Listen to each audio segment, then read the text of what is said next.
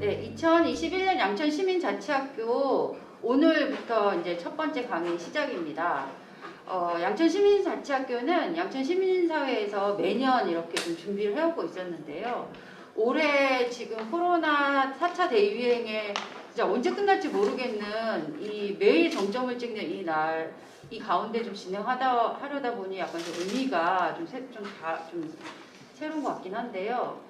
왜 그러냐면 이 작년부터 지금 2년째 겪고 있는 코로나19라는 경험해보지 않았던 전염병 시대에 이렇게 살고 있으면서 이런 시기에 시민참여정치, 시민자치의 방향과 역할은 무엇이어야겠는가 다시 한번 좀 생각해보고 이야기를 나눠봐야 할 때 아닌가 이런 생각을 가지고 총 4강을 기획을 했습니다. 오늘 첫 번째 강의는 이런 시대를 인식하는 그리고 시민정치의 방향은 좀 어때야 되는지에 대한 강의가 될 것 같습니다. 그리고 두 번째는 노동에 관해서, 세 번째는 기후위기, 네 번째는 돌봄에 관한 이야기를 시민정치, 시민자치의 관점에서 한번 이야기를 모셔서 듣고 생각해 보려고 합니다.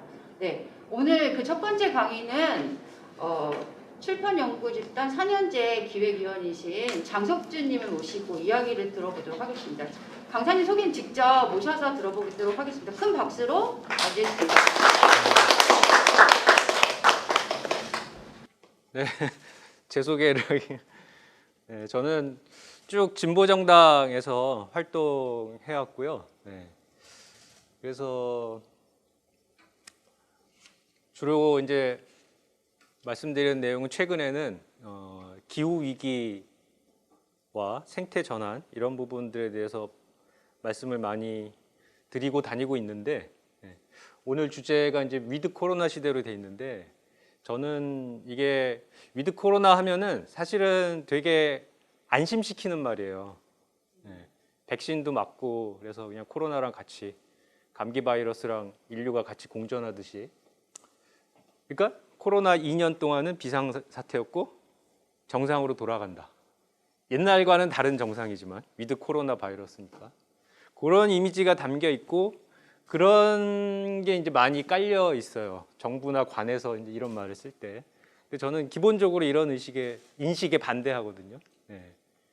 호도하는 것이다라고 생각하는데 그래서 제목은 저렇게 돼 있지만 말씀드리는 내용은 저거에 조금 엇나가는 그런 이제 시대 인식이고 그걸 바탕에 둬서 어떻게 새로운 시민사회의 그런 정치적 참여, 사회운동이 필요한가 이런 말씀을 드리고자 합니다. 시간이 이제 제약돼 있으니까 바로 본론으로 들어가겠습니다. 방금 말씀드린 내용이에요. 시대 인식인데요. 공교롭게도 제가 말씀드리려고 하는 키워드들이 다 C로 시작돼요. 코로나. 코로나 원래 무슨 뜻이죠? 영어 사전에 찾아보면 왕관이라는 뜻이죠. 그 바이러스 모양이 왕관처럼 생겼다 그래서 코로나 바이러스라 부르고. 근데 여기 뒤에 이제 클라이밋은 기후죠. 기후 위기에 대해서 뭐 여기 계신 분들한테 제가 여기서 길게 부연 설명할 필요는 없을 것 같아요. 인간이 배출한 온실가스 때문에 지금 지구의 시스템이 망가진 거죠.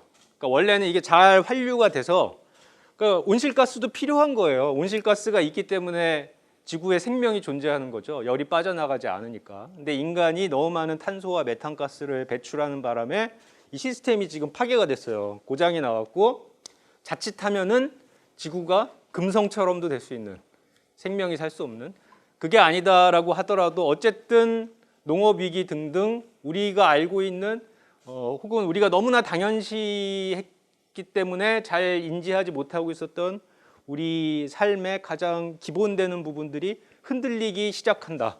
이미 시작됐다. 그래서 기후위기라는 표현을 쓰는데 그 기후도 이제 C로 시작되고요. 그리고 저것의 공통 원인, 두 개의 C의 공통 원인 저는 자본주의라고 생각하는데 자본주의 역시 이제 C로 시작돼요. 근데 일단 이거는 심층의 원인이고 지금 우리 눈에 드러나는 위기 두 개는 이제 코로나와 기후 위기. 그래서 저는 뒤에 이제 나오겠지만 두 개의 시대. 코로나랑만 같이 사는 게 아니라 지금 기후 위기랑 같이 사는 시대. 이거를 분명하게 인식해야 된다라고 생각하고요.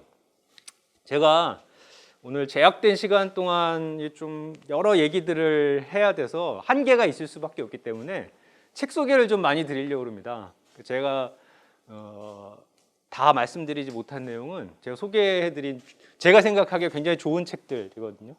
다만 제가 번역한 책이 몇 개 있어요. 그래서 약간 책 선전처럼 느끼실 수도 있는데 제가 생각하기에 지금 시대에 아주 필요한 꼭 읽어봐야 될 책들 중심으로 배치를 해놨거든요. 그래서 좀 참고를 해주셨으면 좋겠고요. 제가 지금 특히 코로나와 관련해서 시대 인식, 상황 인식에 결정적으로 기반하고 있는 책은 이 책입니다. 최근에 이제 나왔고 원서는 작년 말에 나왔는데 굉장히 빨리 나온 거죠. 코로나가 작년 초에 터졌는데 요 안드레아스 말름이라는 스웨덴 사람인데 이 사람이 이 책을 가을에 써냈어요. 그럴 수 있었던 거는 이 사람이 그 전부터 이 주제에 대해서 계속 깊이 있게 연구했던 사람이거든요. 생태학자예요.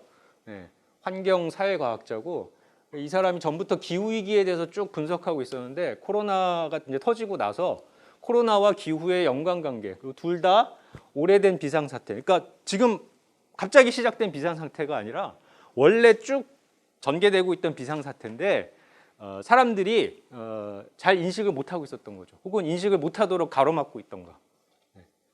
그런데 코로나가 뒤통수를 확 때린 거예요.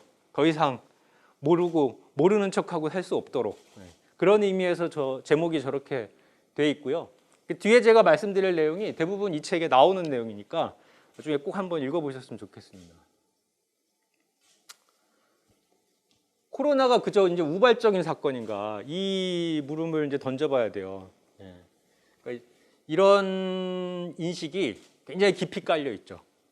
그것은 이제 핵심적인 사례로 들 수 있는 게 뭐가 있을까요? 아직까지도 우한 폐렴이라고 부르는 분들이 있어요. WHO에서 공식적으로 정한 이름이 코비드-19 코로나 바이러스 감염증 2019인데 여전히 우한 폐렴이라고 부르는 분들이 있고 그래서 중국 XX들 때문에 생긴 거다 이렇게 이야기하는 분들이 있어요. 물론 전체 인과 고리에서 그러한 내용이 있는 건 사실입니다. 근데 그러한 생각에 기반에 깔린 거는 제수업계 중국 XX들 때문에 갑자기 터져서 온 세계 사람들이 피해를 보고 있다. 이런 생각이 있어요. 이런 생각을 계속 갖고 있는 한 극복할 수가 없습니다. 왜냐하면 제대로 원인을 잡고 있지 못하기 때문에. 설령 저게 중국 우한에 있는 무슨 바이러스 연구소에서 뭐 잘못해갖고 터졌다고 하더라도 그거는 실은 그 전까지 있었던 일들이 쌓여왔다가 거기에 잠깐 그런 우발적인 게 더해져서 폭발이 됐을 뿐이지 전에 어떤 굉장히 커다랗고 그리고 계속 쌓여온 어떤 굉장히 복잡한 인과 사슬이 없었으면은 중국 우한에서 2019년 가을에 갑자기 저렇게 폭발할 수가 없다는 거죠. 그래서 코로나 그저 우발적인 사건인가 저 물음은 당연히 우발적인 사건이 아니다라는 거예요. 우발적인 사건이 아니라는 걸 우리가 확실하게 이해했을 때 그때만 이른바 위드 코로나 시대를 지혜롭게 살 수 있다. 왜 그러한가? 이미 많이 들어보셨던 내용인데 그걸 재정리하는 거예요. 뭐냐면은 인수, 그러니까 사람과 짐승, 야생 동물, 인수 공통 감염병. 코로나가 그런 거죠. 그래서 박쥐가 주로 이제 갖고 있었던 바이러스라고 얘기하죠. 근데 박쥐에서 직접 인간으로 왔는지 아니면은 중간에 또 매개고리가 있어서 또 매개고리로 얘기되는 생물이 뭐가 있죠? 그것도 중국 소비 시장에서 주로 거래되는 건데 천산갑. 네. 그래서 이런 포유류 동물들이랑 인간이랑 근데 포유류뿐만 아니라 조류도 전염할 수 있어요. 우리 잘 아는 조류 독감. 네, 그게 그런 거죠. 그 조류든 포유류든 인간과 접촉해서 걔네들이 원래 갖고 있었던 바이러스인데 그게 인간한테 오면서 감염병이 이제 팬데믹으로까지 이제 발전한 건데 실은 인간이 갖고 있는 아주 중요한 그 인간 역사에 커다란 영향을 끼친 질병들은 대부분 인수 공통 감염병입니다. 네. 그 천연두라던가 뭐 이런 것들 있잖아요. 콜레라라든가. 그러니까 이게 특정한 종들은 마치 인간이 감기 바이러스랑 공존하는 것처럼 걔네들은 그냥 공존하는 바이러스예요. 걔네들한테 특정한 질병을 일으키지 않아요. 그 바이러스 입장에서도 그러니까 그 동물이랑 계속 오랫동안 같이 살아가는 거죠. 근데 인간이 갑자기 인위적으로 이제 접촉을 하면서 특히 인간 역사에서 어떻게 접촉을 하게 될까요? 야생 생물들이랑 접촉해봐야 그게 굉장히 우연하고 일회적인 접촉이기 때문에 그 정도만으로 바이러스가 전해지진 않아요. 굉장히 지속적으로 일상적으로 접촉이 있어야 되거든요. 그게 어떤 경우일까요? 인간이 그 생물을 길들여서 인위적으로 같이 살려고 할 때, 그게 뭐죠? 가축화시킬 때. 가축화시키는 과정에서 바이러스가 전해오는 거예요. 소나 뭐 돼지나 이런 애들한테서. 그러면서 뭐 천연두 같은 경우 인간의 굉장히 오랜 역사 속에서 인간이랑 공존했다고 말하긴 그런데 어쨌든 계속 쭉 이어져 왔던 거죠. 코로나는 다만 그게 최근 들어서 아주 최근에 나타났을 뿐이지 그렇게 보면은 굉장히 역사적인 뿌리가 깊어요. 그런데 이 코로나 계열의 바이러스가 최근 들어서 이제 인간이 그 전에 없었던 야생동물과의 접촉면을 늘리면서 사실은 빈발했었어요. 특히 21세기 들어서 다들 기억하시죠? 사스. 지금 이 코로나 바이러스의 정확한 명칭은 사스 코로나 뭐뭐뭐 이렇게 돼 있어요. 즉 저 바이러스가 계속 진화한 거예요. 그리고 우리 세계적으로 뭐 팬데믹을 일으키진 않았지만 한국 같은 경우 굉장히 강렬하게 경험했죠. 2010년대 중간에 메르스. 근데 저것도 같은 계열의 바이러스거든요. 그러니까 이 얘기는 뭐냐면은 이게 갑자기 일어난 게 아니라 21세기 들어서 사실은 주기적으로 빈발하고 있고 그래서 코로나라는 게 2010년대 말에 어떻게 보면 필연적으로 나타날 수밖에 없는 거였어요. 근데 다만 규모가 예측할 수 없는 규모로 이제 늘어나긴 했는데 그런 점에서 봤을 때는 우발적이기보다는 저게 필연적으로 계속 생길 수밖에 없는데 우리가 편히 살기 위해서 되도록이면은 생각을 안 하려고 했던 게 사실 현실입니다. 특히 정책 집행자들 이런 사람들은 연구진들은 계속해서 경고를 했어요. 주기적으로 빈발할 수밖에 없고 빈발하면 할수록 규모가 커질 것이다. 조절하기 힘들 것이다. 계속 경고를 했고 그런데 각국의 주요 정부는 그거를 전혀 정책에 반영하지 않았죠. 왜 그럴까요? 그 정책에 반영하려면은 대단한 비용이 드는데 그런 것들을 감당하려고 하지 않은 거죠. 근데 하지 않으려고 하다가 결국은 2020년에 각국 정부가 절대 하고 싶지 않았던 행동들을 할 수밖에 없는 상황이 됐죠. 갑자기 경제 활동을 중단시키는. 사실은 인류 역사상 정말 초유의 상황이었어요. 2020년 작년 초 상황은 우리가 자본주의, 사회주의 이렇게 나누지 않습니까? 그 자본주의의 핵심은 국가가 경제 활동에 되도록이면 개입하지 않는다. 이런 상식을 갖고 있는데 2020년 초에 각국에 특히 유럽처럼 팬데믹이 굉장히 심해서 락다운이라고 부르는 조치를 취한 나라들의 경우는 그들 나라의 조치는 한창 때 소련에서 막 사회주의하고 그럴 때의 국가의 경제활동 개입보다 훨씬 더 강력하고 충격적인 개입이었던 거죠. 근데 그럴 수밖에 없었던 거는 그동안 계속 미루고 미뤄왔었기 때문입니다. 혹은 지워오거나 가리거나. 인수 공통 감염병이니까 박쥐나 천상갑, 뭐 청상갑이죠. 이런 걸 통해서 전염됐다. 인간 탓을 할 때도 특정한 인간들만 이제 공격하는 거죠. 중국 사람. 근데 그게 아니라는 겁니다. 저렇게 계속 사스, 메르스 이렇게 21세기 들어서 그러니까 신자유주의 지구화라는 자본주의의 유례없는 확대 이후에 인수공통 감염병이 주기적으로 계속 점점 더 확대되면서 나타나는 이유는 뭔가 필연적인 사회적인 원인이 있다는 겁니다. 사회적 원인이니까 당연히 인간 탓이죠.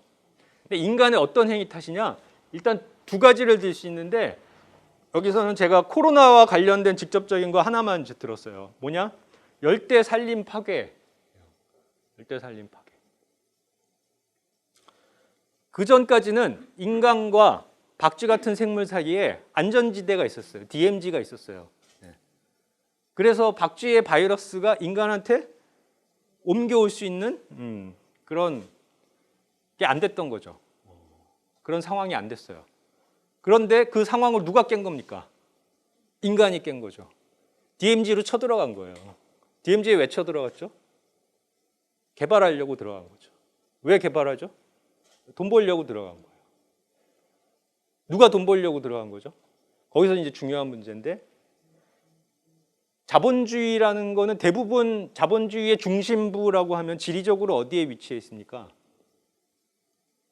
자본주의 중심부 하면은 제일 먼저 자본주의가 등장한 영국을 비롯한 서유럽이 있죠. 그 다음에 중심부 역할을 하고 있는 지금 미국이 있어요. 미국, 캐나다. 그리고 동아시아가 있죠. 동아시아에서도 동북아시아죠. 일본을 중심으로 지금 중국까지 확대된. 대부분 어디입니까? 기후대로 보면 온대 지방이에요. 근데 이들이 어떤 식으로 돈을 벌었는지 보면은 처음부터 산업자본주의 이전에 상업자본주의 시절부터 어디서부터 뭘 뺏어서 계속 그 중심부가 살을 찌었어요. 어디서 뺏었죠? 열대 지역. 열대 지역에 쳐들어가서 거기에 수탈하는 거예요. 17, 18세기 상업자본주의 처음 진행될 때부터 네덜란드가 인도네시아에 쳐들어가고 영국, 프랑스가 인도에 쳐들어가고 남아메리카 먹고 아프리카 수탈하고 이런 식이죠. 지금도 마찬가지예요. 대부분의 광물 자원 혹은 농산물 자원 이런 것들을 열대 지방에서 수탈해 가요.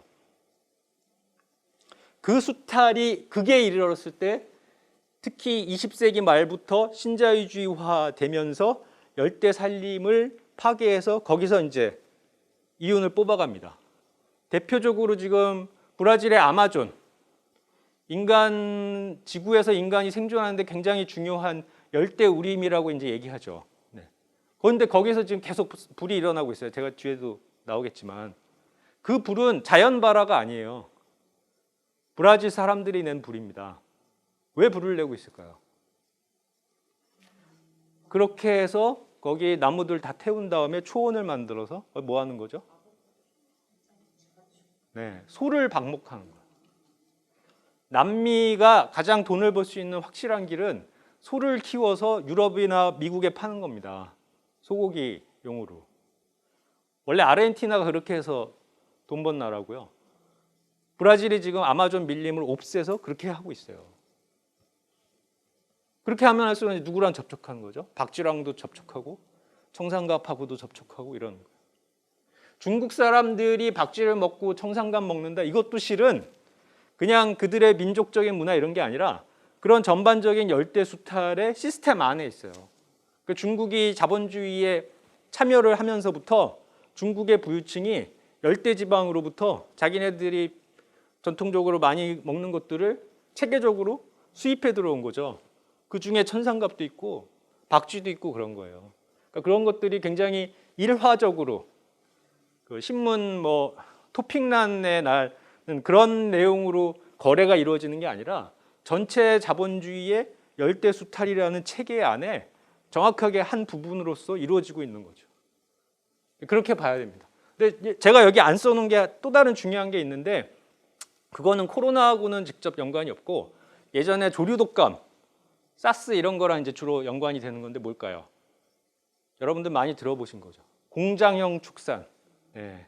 그러니까 공장형 축산을 하게 되면서 과거의 목축하고는 또 질이 전혀 다르게 동물들을 밀집해서 키우기 시작하면서 거기서부터 이제 바이러스가 새롭게 변종이 발생해서 인간에게 전염될 수 있는 가능성이 훨씬 더 이제 높아지기 시작했습니다. 그러니까 열대 산림 파괴와 공장형 축산 요 양대 원인에 의해서 계속 코로나 위기가 앞으로 코로나가 아닐 수도 있죠.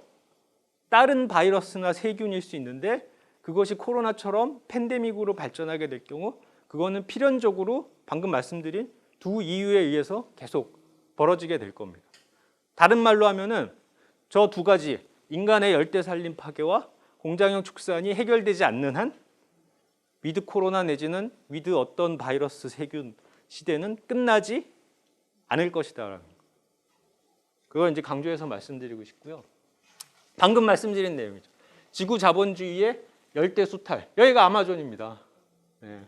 아마존에 엄청난 그 지구의 물을 머금고 있는 거죠. 열대 우림이라고 부르잖아요. 레인 포리스트라고 부르는데 열대 우림이 아니라 산불을 내고 있으니까. 네. 그러니까 원래는 아마존이 탄소를 일정하게 흡수도 하고 그래야 되는데 흡수하는 게 아니라 오히려 전에 없던 탄소를 배출을 하고 있는 거예요. 이런 이제 지구 시스템이 망가질 수밖에 없죠. 사실은 우리도 이 시스템에 알게 모르게 참여를 하고 있죠. 어떤 식으로 참여하고 있을까요?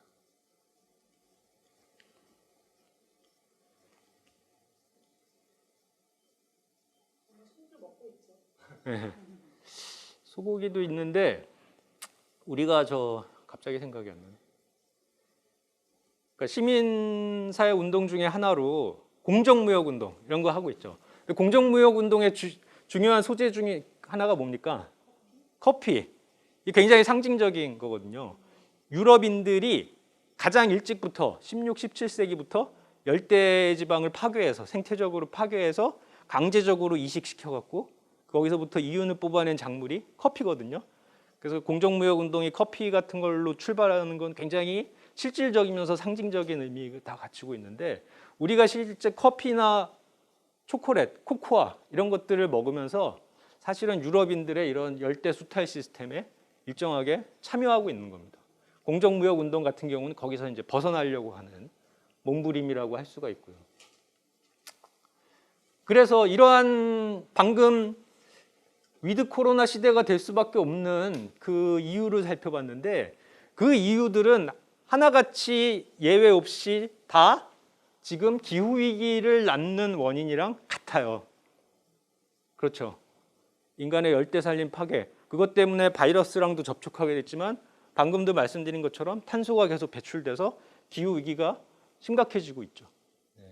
공장형 축산도 마찬가지예요. 공장형 축산 때문에 사스 조류독감 같은 게 생기고 있지만 공장형 축산 때문에 또 뭐가 배출되고 있죠? 다량의 메탄가스가 배출돼서 사실 메탄가스의 기후위기에 대한 기여율은 기여 정도는 탄소보다 높습니다. 총량이 메탄가스가 적어서 지금 전체 기여하는 정도가 작을 뿐이지 단위당 기후위기에 기여하는 별로 보면은 메탄가스가 탄소의 몇십 배예요. 그러니까 이게 결코 만만한 게 아니죠. 공장형 축산 같은 경우. 그래서 똑같은 원인이 지금 두 개의 위기를 다 낳고 있다. 코로나, 기후, 배후에는 지구 자본주의. 간단하게 설명하면 이렇게 말씀드릴 수 있겠습니다. 그리고 그거를 이게 마치 누가 시나리오를 짠 것처럼 제가 지금 설명을 드렸잖아요. 사실은 일정하게 설명을 들어야 정리가 될 수 있는 내용인데 굳이 그러지 않아도 감으로 올 수 있을 정도로 굉장히 우연치 않게 코로나 팬데믹이 시작되고 나서 기후위기가 더 가속화되고 있는 모습을 보이고 있어요. 한편으로는 코로나 팬데믹 때문에 갑자기 락다운하고 경제활동이 중단되면서 탄소 배출이 갑자기 줄어드는 것도 경험했어요. 탄소 배출이 갑자기 줄어들었고 탄소랑 직접 연관은 안 되지만 미세먼지 배출이 줄어들면서 작년에 갑자기 봄인데도 가을 같은 날씨가 되고 인간이 얼마나 지구에 직접적인 영향을 끼치는지 다 절감을 하지 않았습니까? 그런데 기후위기도 2020년 그리고 올해 들어서 점점 더 가속화되는 모습을 보이고 있어요. 그래서 이게 단순히 설명을 하지 않아도 우리 육체적으로 지금 두 개의 위기가 동시에 전개되고 있다는 것을 다들 실감할 수 있는 시대에 접어들었는데 몇 가지 이제 사례를 들 수가 있죠. 제가 여기 인용한 사진은 역시 이제 산불인데 아까 브라질 열대 우림하고는 전혀 다른 곳이에요. 어딜까요? 시베리아의 침엽수림입니다. 툰드라 이제 지대라 그러죠. 그러니까 좀 아래에는 침엽수림 지대가 있고 더 위로 올라가면은 영구 동토층이 있어요. 그러니까 아주 오랜 시절부터 인간이 등장하기 전부터 계속 얼어 있었던 영구 동토층. 근데 지금 거의 어떻게 되고 있죠? 그 영구 동토층이 여름에 평균 기온이 어느 때는 우리 한반도보다 높아지고 있어요. 30도 이상. 이게 2, 3년 전부터 이렇게 되고 있어요.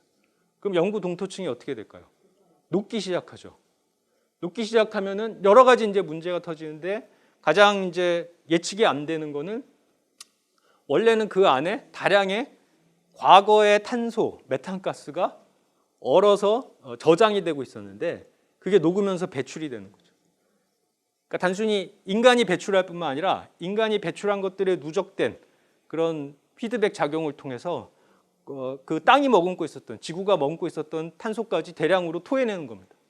이렇게 되면 과학자들이 예측할 수 없는 그런 이제 돌발 상황이 생기기 때문에 지금 굉장히 기후 비관론이 단순히 뭐 무슨 예언을 주장하고 이런 사람들이 아니라 과학자들 사이에서 확산되고 있어요. 또 하나, 이제 이거는 러시아 사람들이 일부러 불을 일으킨 건 아니고 그렇게 갑자기 기온이 높아지니까 자연 발화가 일어나는 거예요. 산불이 일어나서 침엽스림에서도 지금 계속 불이 일어나고 있어요. 근데 이게 러시아랑 브라질만 그런 게 아니라 지금 미국의 캘리포니아, 호주 그리고 지중해 연안 계속해서 산불이 일어나고 있어요. 그러니까 여름에 습도가 별로 높지 않았던 지역이 주로 갑자기 기온이 계속 올라가면서 습도는 낮고 기온이 올라가니까 당연하게 자연 발화가 계속 일어나는 거예요. 그리고 한번 불이 일어나면은 쉽게 끌 수 없는. 다시 한번 인간이 조절할 수 없는 상황이 되는 거죠.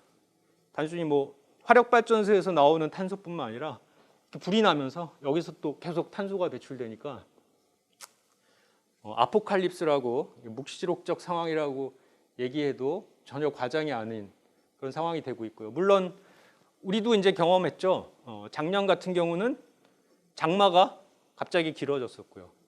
올해 같은 경우는 장마는 그렇게 길지 않은데 가을 장마가 심각하게 와서 농산물들이 수확해야 되는 상황인데 갑자기 이제 많이 썩고 그렇게 되면서 지금 추석 물가가 어떻게 됐죠? 농산물 가격이 갑자기 이제 인상됐어요. 상승됐는데 그게 정부가 돈을 풀어서 그렇다 이런 분석들도 있지만 그것보다는 올해의 이런 기후 변화로 인한 예측할 수 없는 이 기상 환경 때문에 농업 위기가 이미 시작된 거죠. 식량 위기가 시작된 거예요. 이게 이제 채소 위기로 채소 가격 상승으로 나타나니까 그나마 좀 견딜 수 있지만 이게 필수 농산물, 그러니까 뭘까요? 한국 같은 경우 쌀이죠. 이걸로 이제 닥치게 되면 지금 국가가 비축한 쌀 비축량도 계속 줄어들고 있거든요. 이렇게 닥치면은 코로나 상황에서 주요 쌀 수출 국가들이 제일 먼저 취한 조치가 뭐였죠? 쌀 수출 중단이었어요. 상황이 어떻게 될지 알 수 없으니까 동남아시아의 주요 쌀 수출 국가들이 일단 수출 중단부터 한 거예요. 이게 뭘 말해줍니까? 기후변화가 누적돼서 점점 더 기상 환경을 예측할 수 없게 되고 그래서 일상적인 농업 위기가 닥치게 되면은 한국 같은 나라가 갑자기 쉽게 무너지는 상황이 될 수 있다. 이런 경고를 우리한테 하고 있습니다. 지금까지 기후변화와 팬데믹이 같은 부모로부터 나온 자식들이다. 비유를 하자면은 그 말씀을 이제 쭉 드렸는데요. 좀 더 직접적인 연관관계가 있을 수도 있어요. 이 부분은 사실은 계속 연구를 해야 되기 때문에 단정적으로 말씀드릴 수는 없습니다. 제가 소개한 그 말름의 책에도 조심스럽게 얘기하고 있긴 한데 직접적인 연관관계도 우리가 생각해 볼 수 있어요. 왜냐하면은 특히 21세기 초에 들어서 계속 저런 신종 바이러스 감염병들이 증가하는 게 물론 제가 말씀드린 대로 인간의 열대우림 파괴 등등 그런 사회적인 조건들이 있었지만 또 다른 사회적 조건으로 인간이 야기한 기후이기 때문에 기상 환경이 바뀌면서 바이러스가 좀 더 활동적이고 좀 더 전파될 수 있는 그런 조건이 형성됐다. 이런 부분 가설도 충분히 생각해 볼 수 있거든요. 그래서 그런 연구들이 진행되고 있죠. 그리고 그 연구 결과가 나오지 않더라도 충분히 짐작할 수 있는 거는 지금도 이미 관측되고 있지만 평균 기온이 오르면서 생물들이 어떻게 되고 있죠? 많은 생물들이 멸종되고 있죠. 근데 멸종만 되는 게 아니라 살아남는 애들은 살아남기 위해서 눈물겨운 노력을 해요. 어떤 노력을 할까요? 서식지를 옮겨요. 기온이 올라가면 올라갈수록 같이 올라와요. 올라온다는 얘기는 뭐죠? 이제까지 접해보지 못했던 열대 동식물들이 북상하고 있다는 거예요. 그들이 북상하게 되면은 그나마 그들과 굉장히 오랜 시간 동안 접촉하고 있었던 인간 공동체가 아니라 낯선 인간 공동체와 접하게 됐을 때 어떤 가능성이 높아지죠? 바이러스가 인간으로 전염되고 대처하지 못하고, 그러니까 특정한 어떤 인간 공동체가 자연이랑 계속 밀접하게 접촉해서 그 인간 공동체는 일정한 면역성을 갖고 있어갖고 그게 전체 인류에게 팬데믹 수준으로 확산되지 않을 그런 어떤 메커니즘도 있는 건데, 그런 것들이 다 붕괴되면서 이제는 속수무책의 이런 팬데믹이 빈발하는 상황이 될 수가 있는 거죠. 그러니까 충분히 우리가 기후 변화와 팬데믹의 연관성을 이제 생각해 볼 수 있습니다. 그래서 제가 이제 말씀드린 거지만 제목은 위드 코로나 시대지만 그렇게 시야를 좁게 보면 안 된다. 최소한 2C, 두 가지 C, 그러니까 기후와 코로나. 코로나도 사실은 비유죠. 전체적인 바이러스 세균 불안정성, 그리고 기후 불안정성. 다 합치면은 그동안 인류가 생존해 있었던 지구 생태계 전체의 불안정성이고요. 그 속에서 결국은 인류의 생존 자체가 불안정해지는 거고, 다시 말씀드리지만 그 배후에는 공통의 근본 원인이 있는데 우리는 그걸 자본주의, 지구 자본주의라고 적시할 수밖에 없다. 그거 강조해서 말씀드리고 싶습니다. 방금 말씀드린 2C의 비상사태. 그러니까 저거를 비상사태로 우리가 인식하는 게 중요해요. 코로나는 일단 비상사태로 인식했기 때문에 갑자기 막 사람들한테 집 밖에서 나오지 말라라고 정부가 감히 명령할 수 있는 상황이 됐는데, 우리는 기후위기와 관련해서 정부, 국가가 그런 식으로 개입할 수 있을 거라는, 개입해야 된다는 생각을 아직 못하고 있죠. 그러면서 위기는 점점 더 커지고 있어요. 거기서 깨어나야 된다는 거죠. 코로나가 그나마 지금 살아있는 인류에게, 인간에게 어떤 포지티브한 계기, 교훈을 안겨줄 수 있는 계기가 된다면은 코로나뿐만 아니라 지구 자본주의가 낳고 있는 또 다른 위기, 더 큰 위기, 기후 위기에 대해서도 코로나식으로 사회가 완전히 전시 모드로 들어가서 대응하는, 이게 필요하다는 인식을 확산시켜주는, 그게 그나마 우리가 위드 코로나를 우리의 지혜로 반전시킬 수 있는 그런 중요한 계기가 아닐까, 이런 생각을 해봅니다. 제가 이런 사진을 굳이 인용한 거는요, 방금도 잠깐 말씀드렸던 내용이랑 연관이 된 건데, 우리가 기후 위기라고 하게 되면은 아직도 좀 막연하게 생각하는 게 있어요.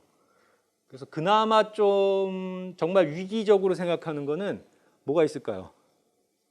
해수면이 올라가서 대부분의 주요한 도시는 해안에 인접하거나 강가에 있기 때문에 다 이제 물에 잠긴다. 그러니까 요 정도. 근데 이거는 아직까지 사실은 가설이거든요. 네. 예, 열대에 이제 그런 나라가 있긴 한데, 이게 마치 뭐랄까, 뭐뭐 하면 이제 뭐뭐 한다, 이렇게 완전히 인과관계를 확신을 갖고 이야기할 수 있을 정도로 그렇게 딱 될 거다, 그 정도 수준은 아니잖아요. 네. 근데 한 가지 그것보다 더 분명한 게 있다는 거죠. 뭐 인천이 잠길까 아닐까, 이것보다 더 분명한 거.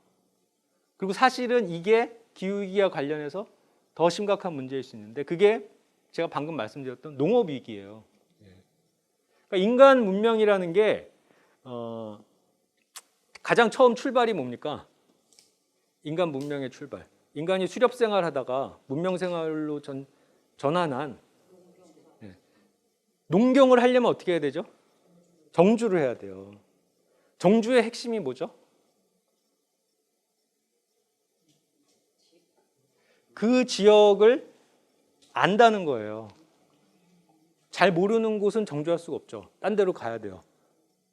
어떤 위험이 있는지도 알 수 없고. 그래서 인간은 계속 이주하는 생활을 했어요. 수렵하고 채집하면서. 정주가 가능하다는 거는 거기에 오래 머물러도 이 땅은, 이곳은 1년 내내 어떻게 될 것이다라는 안정적인 어떤 정보가 있기 때문에 거기에 바탕을 두고 정주하는 거고, 그래서 농업도 시작하고 목축도 시작하는 거거든요. 기후위기 가장 무서운 점은 그 안정성이 깨지는 거예요. 지구 자체가 그 항상성이 깨지는 거예요. 그래서 우리가 그냥 평균 기온이 올라가는 게 아니고요. 평균 기온이 올라가면서 그동안의 지구 모든 시스템들이 풀어지는 거예요. 그 단순히 여름이 늘어나는 게 아니라 어떻습니까? 어떨 땐 갑자기 겨울이 전에 없이 추워지고, 장마가 단순히 길어지는 게 아니라 어떤 때는 장마가 오히려 없어지고 그랬죠. 최근 몇 년 동안 그러지 않았습니까? 그렇게 되면 가장 흔들리게 되는 게 뭐죠? 인간 생존에 있어서 가장 밑바탕을 차지하는, 먹고 사는 거를, 먹는 거를 생산하는 농업이에요. 근데 여기에 가장 취약한 나라가 어떤 나라입니까? 한국 같은 나라죠. 수출 공업을 위해서 농업을 포기한 나라.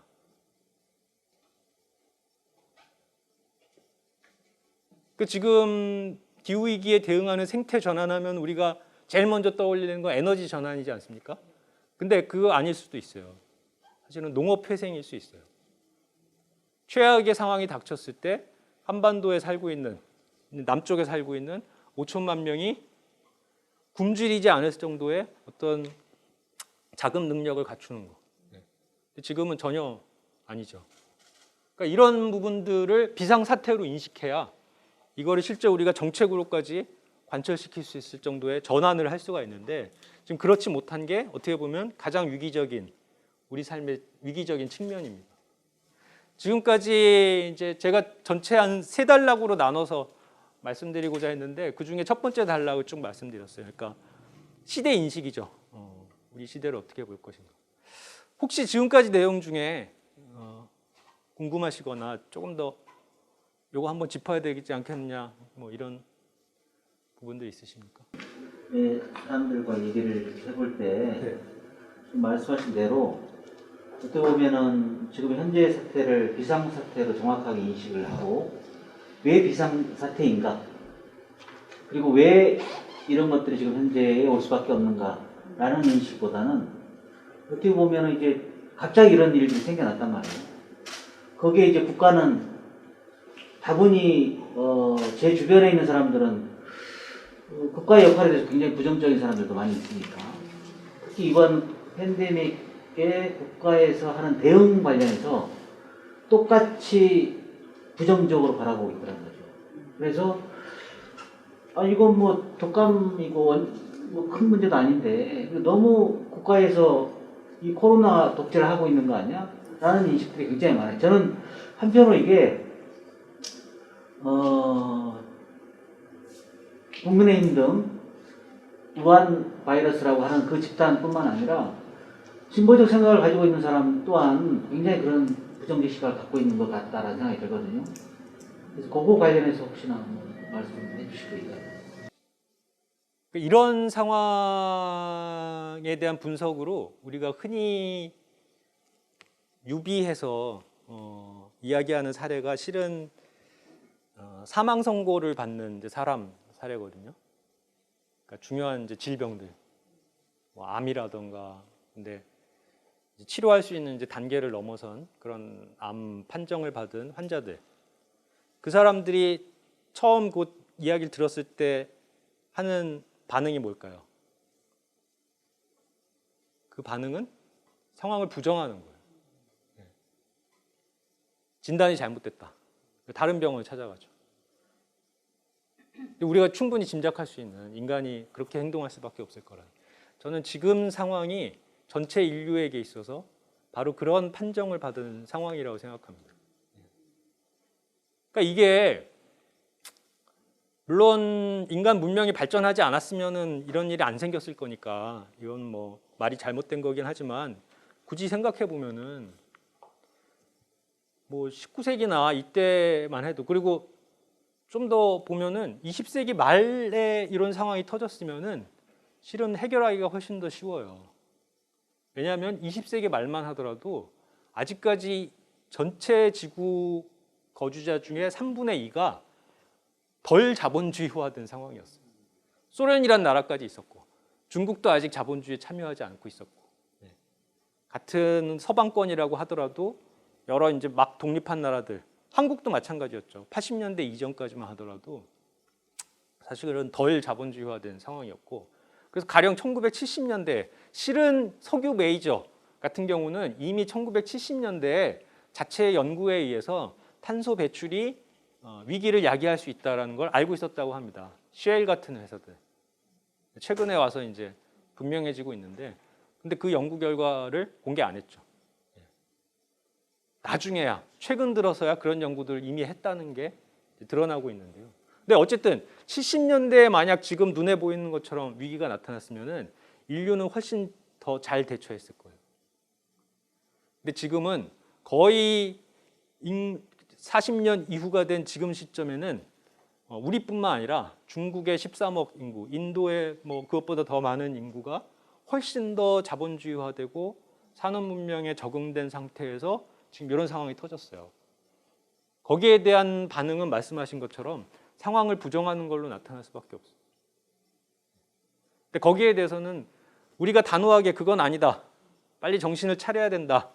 이렇게 더 단호하게 얘기하면 할수록 우리는 시간을 벌고 기회를 더 늘릴 수 있어요. 온정적 대응보다는 저는 단호한 대응. 그러니까 한국에서도 정치 세력이 솔직하고 당장 표가 안 되더라도 이런 얘기들을 더 급진적으로 하는 정치 세력이 있어야 사회에 이제 기여를 할 수 있겠죠. 지금 양대 정당은 아닌 것 같습니다만. 두 번째 단락으로 넘어갈까요? 그래서 어떻게 하면 팬데믹을 경험한 상황을 우리가 더 나은 미래를 위한 교훈으로 삼을 거냐. 그 속에서 이제 국가와 시민사회 역할을 끌어낼 수 있을 거기 때문에 두 번째 단락에선 그 얘기를 하고 싶은데 제가 괄호해 놓고 국내적 교훈이라고 그랬어요. 왜냐하면은 저게 제대로 된 교훈이 되려면은 국제적, 초국적인 교훈이랑 같이 말씀드려야 되는데 오늘 뭐 시간이나 여러 가지 한계 때문에 거기까지는 말씀 못 드릴 것 같아서. 근데 잠깐이라도 언급한다면은 그 백신 같은 거 보면은 명확하게 드러나죠. 실은 선진국들이 어떻게 했죠? 백신 처음 나왔을 때 사실 사재기 했어요. 그래서 어떤 나라들 같은 경우는 뭐 3번 전 국민을 뭐 3번 이상 접종할 수 있을 것까지 이제 다 미리 계약을 해놓고 그랬는데 이게 잘못된 행동이죠. 왜죠? 바이러스는 국경을 가리지 않고 지금 확산되고 있고 지금 코로나 바이러스 가장 천국이 어디입니까? 인도예요. 인도 인구가 10몇 억인데 인도 인구의 70, 80%가 지금 추정에 따르면 코로나를 한 번 이상 겪었다라는 지금 얘기들이 나오고 있거든요. 그러니까 그 정도로 바이러스가 지금 창궐 했던 거예요. 그렇다면 이게 정말 전 인류가 위드 코로나 할 수 있을 정도의 면역 체계를 갖추려면은 미국, 캐나다 사람들만 백신 3번 맞아서 소용없는 거죠. 전 인류가 백신을 통해서 면역 장벽을 구축해야 돼요. 그러려면은 이른바 선진국, 자본주의 중심부 국가들이 이제까지 수탈의 대상으로만 열대 그 국가들을 생각했던 거를 완전히 바꿔야 되거든요. 이게 이제 국제적 교훈의 핵심이라고 이제 생각하는데 그거는 오늘 자세하게 말씀드릴 수는 없으니까 이 정도로 넘어가겠습니다. 일단 국내적인 부분은 아까 이제 국가 얘기도 나왔지만 국가가 역시 중요하다는 걸 확인한 거죠. 제가 이제 정은경 본부장 사진을 이렇게 했는데 국가 하면은 주로 이제 이 부분보다는 문재인 대통령을 이제 생각하는데 지금 국가기구라는 게 굉장히 다원적이죠. 그래서 저 중앙방역대책본부도 국가고요. 서울시청도 국가고 성남시청도 국가고 이게 다 이제 전반적인 국가 기구인데 이 코로나 팬데믹 같은 상황이 되니까 결국 누가 나섰습니까? 삼성도 아니고 현대자동차도 아니고 호남향후회도 아니고 해병전후회도 아니고 국가죠. 국가가 나설 수밖에 없다. 이거는 대한민국뿐만 아니라 전 인류가 2020년 초에 공히 이제 확인했어요. 그러면서 실은 신자유주의 시대가 드디어 끝나간다라는 진단들이 나오게 됐죠.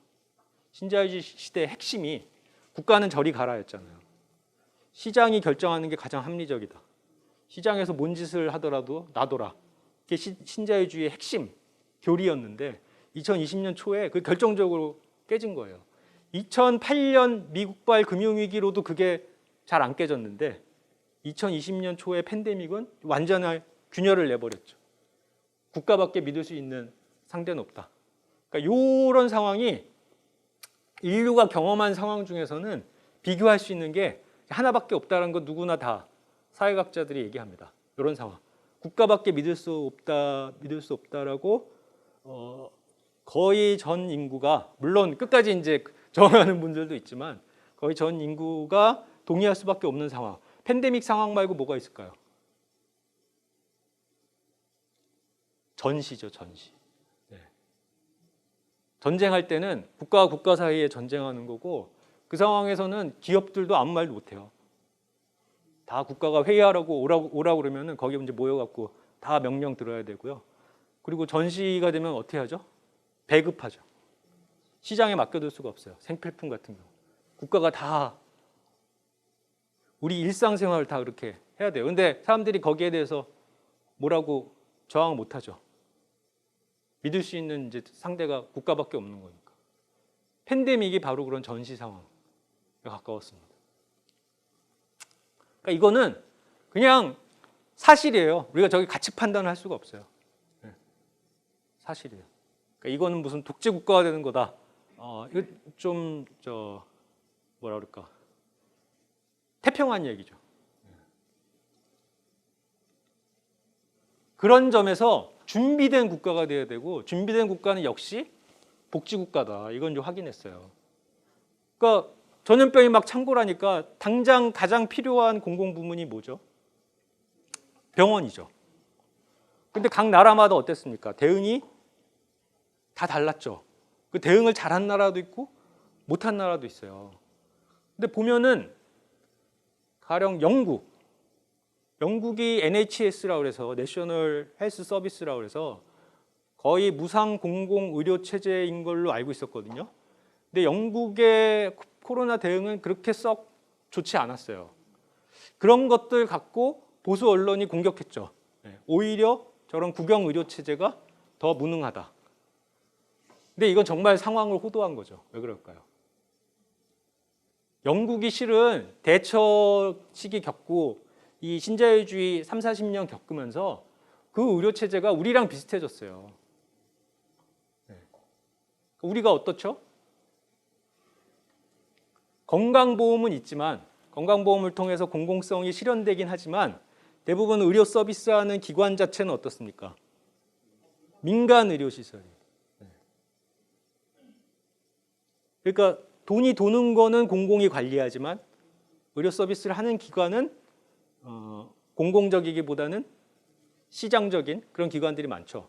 영국도 국영 의료체제 골가는 있지만 중요한 병원들을 계속 민영화했어요. 결과적으로는 우리랑 비슷해졌어요. 그런데 우리가 더 잘했죠. 잘한 건 뭘까요? 우리가 더 비시장적으로 대응했기 때문에. 한국이나 스페인 같은 경우는 스페인은 굉장히 명시적으로 하고 한국은 명시적으로 못하니까 굉장히 음해 방식으로 했는데 사실상 국영 의료체제처럼 지난 봄부터 한국 전체 의료체제 돌렸어요. 우리가 그걸 반발하기 힘들게 돌려서 그렇긴 하지만 뭐죠? 사실은 지금 민간 의원 저도 1차 접종을 그냥 민간 의료 이비인후과에서 맞았거든요. 사실은 그 병원에서 그거 하등의 이유가 없죠. 국가에서 동원한 겁니다. 물론 금전적인 보상이나 이런 것들이 있긴 하지만 국가 기관이 아닌 민간 의사 혹은 뭐 시장에서 활동하는 행위자들을 사실 동원한 거예요. 전시 체제처럼. 그래서 전체 의료 체제가 마치 국영 의료 체제인 것처럼 돌린 거예요. 스페인 같은 경우는 아예 명시적으로 한시적 국유화를 한다 그러면서 코로나에 대응한 거예요. 영국 같은 경우는 NHS 체제라고는 하지만 영국 사회가 너무나 뿌리 깊게 시장주의화 됐기 때문에 더군다나 그 총리가 보수당 소속이기 때문에 오히려 그걸 못한 거죠. 민간 설비들도 다 NHS 안에 하위 기구인 것처럼 동원을 했어야 되는데 그걸 잘 못한 겁니다. 그러니까 그런 걸 봤을 때 신자유주의가 그렇게 깨려고 노력했던 이 복지국가가 반드시 있어야 된다. 그래야만 팬데믹 같은 상황이 닥쳤을 때도 제대로 대응할 수 있다. 이걸 우리가 피부로 확인했다라고 생각하고요. 이것과 관련해서 제가 이야기를 더 깊이 말씀 못 드리기 때문에 소개하고 싶은 책은 이 마리아나 마추카토라는 미국에서 활동하는 경제학자인데 오늘 제가 경제학자의 저작들을 여러 권 소개해 드릴 텐데 이상하게도 최근 주목받는 이런 대안을 제시하는 경제학자들이 여성 경제학자들이 많아요. 그중에 이제 한 분이에요. 이분이 지은 책이 몇 권 우리나라에 이제 번역이 됐는데 그중에 이 주제 관련해서 읽어볼 만한 책은 이제 가치의 모든 것이라는 책인데 저거는 신자유주의가 주장했던 그런 가치, 주식시장과 부동산 시장에서 오가는 그런 가치를 사실은 우리 실제 삶과 괴리된 그런 가치라고 비판을 하면서 그것과는 다른 실질적이고 대안적인 가치를 제출하는데 그런 것들이 통용이 되려면은 국가의 일정한 경제 개입이 필요하고 어느 부분에 개입하는가 사람들의 살림살이에 꼭 필요한 영역들의 공공복지를 통해서 이제 개입을 해야 된다. 쉽게 얘기하면 결국은 복지국가가 다시 필요하고 더 발전해야 된다. 이 결론으로 이제 도달하는 책이거든요. 이 책도 읽어보셨으면 좋겠고요. 코로나 팬데믹을 겪으면서 우리가 이제 다시 한번 확인했다 싶습니다. 그런데 여기에 더해서 이제 반드시 필요한 게 복지국가를 하려면 결국은 돈이 드는 거죠. 재정적 기반이 있어야 돼요. 실은 1970년대에 신자유주의 세력이 복지국가를 공격할 때는 저런 재정 문제를 갖고 공격했죠. 정치적으로는 주로 세금을 내는 사람들은 누굽니까? 중산층 이상이죠. 근데 특히 영미 복지 체계 같은 경우는 주로 선택적 복지라고 해서 지금 당장 더 복지가 필요한 분들에게 대부분 어떤 분들이겠습니까? 소득계층으로 봤을 때 하위에 있는 분들이겠죠. 그분들을 위한 복지 정책 중심으로 짰어요. 지금 한국의 복지 체계도 이제 비슷하죠. 그렇게 되니까 두 개가 이제 괴리가 돼요. 세금을 내는 사람들은 중산층 이상, 복지 혜택을 주로 받는 사람은 그 이하. 정치적으로 공격하기가 되게 쉽습니다. 중산층이 열심히 뼈 빠지게 노력해서 번 돈을 뺏겨서 취직도 안 하고 제가 굉장히 심하게 말하겠습니다. 애만 싸지르는 그리고 매일 TV 앞에 앉아서 드라마만 보는 주로 여성, 유색인종 이런 사람들 이제 공격하는 거죠. 그런 공격이 먹혔어요. 70년대, 80년대 미국과 영국에서. 그 신자유주의라는 게 무슨 쿠데타가 일어나서 된 게 아니라 사람들이 투표해서 그렇게 결정한 거거든요. 중산층이 넘어간 거예요. 거기에. 그러니까 그런 공격을 통해서 복지국가가 붕괴될 정도로 이 재정 문제는 복지국가에서 핵심 문제죠. 그런데 2020년 팬데믹 상황에서 어떤 일이 벌어졌죠? 주요 국가 정부가 과거의 경제 기조가 어땠는지에 상관없이 어떻게 했습니까? 돈을 때려 부었어요. 그럴 수밖에 없죠. 국가가 강제로 경제활동 종료시켰기 때문에 이게 사회의 붕괴로 이어지지 않으려면은 뭔가 이 산소를 공급하든지 급식을 하든지 해야 되는 겁니다. 그걸 돈으로 한 거죠. 돈으로 했다는 얘기는 뭐죠? 그 전년에 세워둔 2019년에 세워둔 2020년 예산이랑 상관없이 했다는 얘기예요. 상관없이 했으니까 어떻겠어요? 당연히 빚으로 한 거예요. 그걸 우리가 뭐라고 부릅니까? 적자 재정이라고 부르죠. 국가가 세금으로 거둔 돈이 아니라 빚으로 그것보다 더 많은 돈을 쓰는 거. 이거는 신자유주의에서 절대 하면 안 되는 걸로 알고 있고 대한민국 국민들도 어떻게 알고 있죠? 그렇게 하면 안 된다라고 알고 있죠. 국가도 가계부의 원리에 따라서 작동해야 된다라고 대한민국 국민의 90% 이상이 생각하고 있어요. 근데 그걸 깨지 않는 한 투시 시대를 살 수가 없어요. 복지국가 뭐 이런 고상한 얘기 떠나서 위드 코로나 내지는 기후 위기 시대에 살 수가 없어요. 국가가 빚을 지는 거 반대한다 그러면은 노골적으로 얘기해서 당신이 알아서 살 수밖에 없다. 실제 지금 그렇게 돌아가고 있어요. 대한민국 같은 경우 뭐죠? 자영업자가 죽도록 놔두고 있는 겁니다. 왜 놔두고 있죠? 이것 때문이에요. 대한민국에서 예산을 짜는 기획재정부에 있는 고위 엘리트 관료들이 철저하게 균형 재정을 해야 된다는 생각을 갖고 있기 때문에 지금이라도 정부가 더 많은 적자 재정을 편성해 갖고 자영업자 살릴 수 있어요. 근데 안 하고 있는 거죠. 이게 얼마나 어리석은 일입니까? 특히 대한민국 같은 경우는 적자 재정을 할 수 없기 때문에 뭐가 벌어지고 있죠? 대한민국이 스스로 지금 자살하고 있어요. 무슨 얘기죠, 제가? 기후위기 일어나기 이전에 이미 대한민국은 서서히 안락사하고 있습니다. 사람들이 결혼은 안 하잖아요. 결혼해도 저 같은 경우도 그렇습니다만 아이를 안 갖거나 아니면 한 명 갖죠. 그렇게 되면 어떻게 돼요? 5천만 인구가 어느 시점에 갑자기 2,500만도 되고 1,000만도 될 수 있는 거예요. 이게 안락사가 아니면 뭡니까? 근데 이 모든 일이 뭐 때문에 벌어지고 있는 거죠? 국가가 빚을 지면 안 된다라는 그 한 가지 생각 때문에 벌어지고 있다고 해도 과언이 아니에요. 요 책이 그런 얘기들을 아주 정돈되게, 우리가 현대 통화 이론이라고 요즘 신문이나 같은 데 막 나오는 최신 신자유주의 이후의 경제 이론이 있어요. 그거에 기반둬서 제가 지금 말씀드리고 있는 국가는 빚을 져야 한다 오히려. 그 얘기를 잘 정리한 스테파니 켈튼이라는 역시 미국의 여성 경제학자인데 이분이 쓴 책이거든요.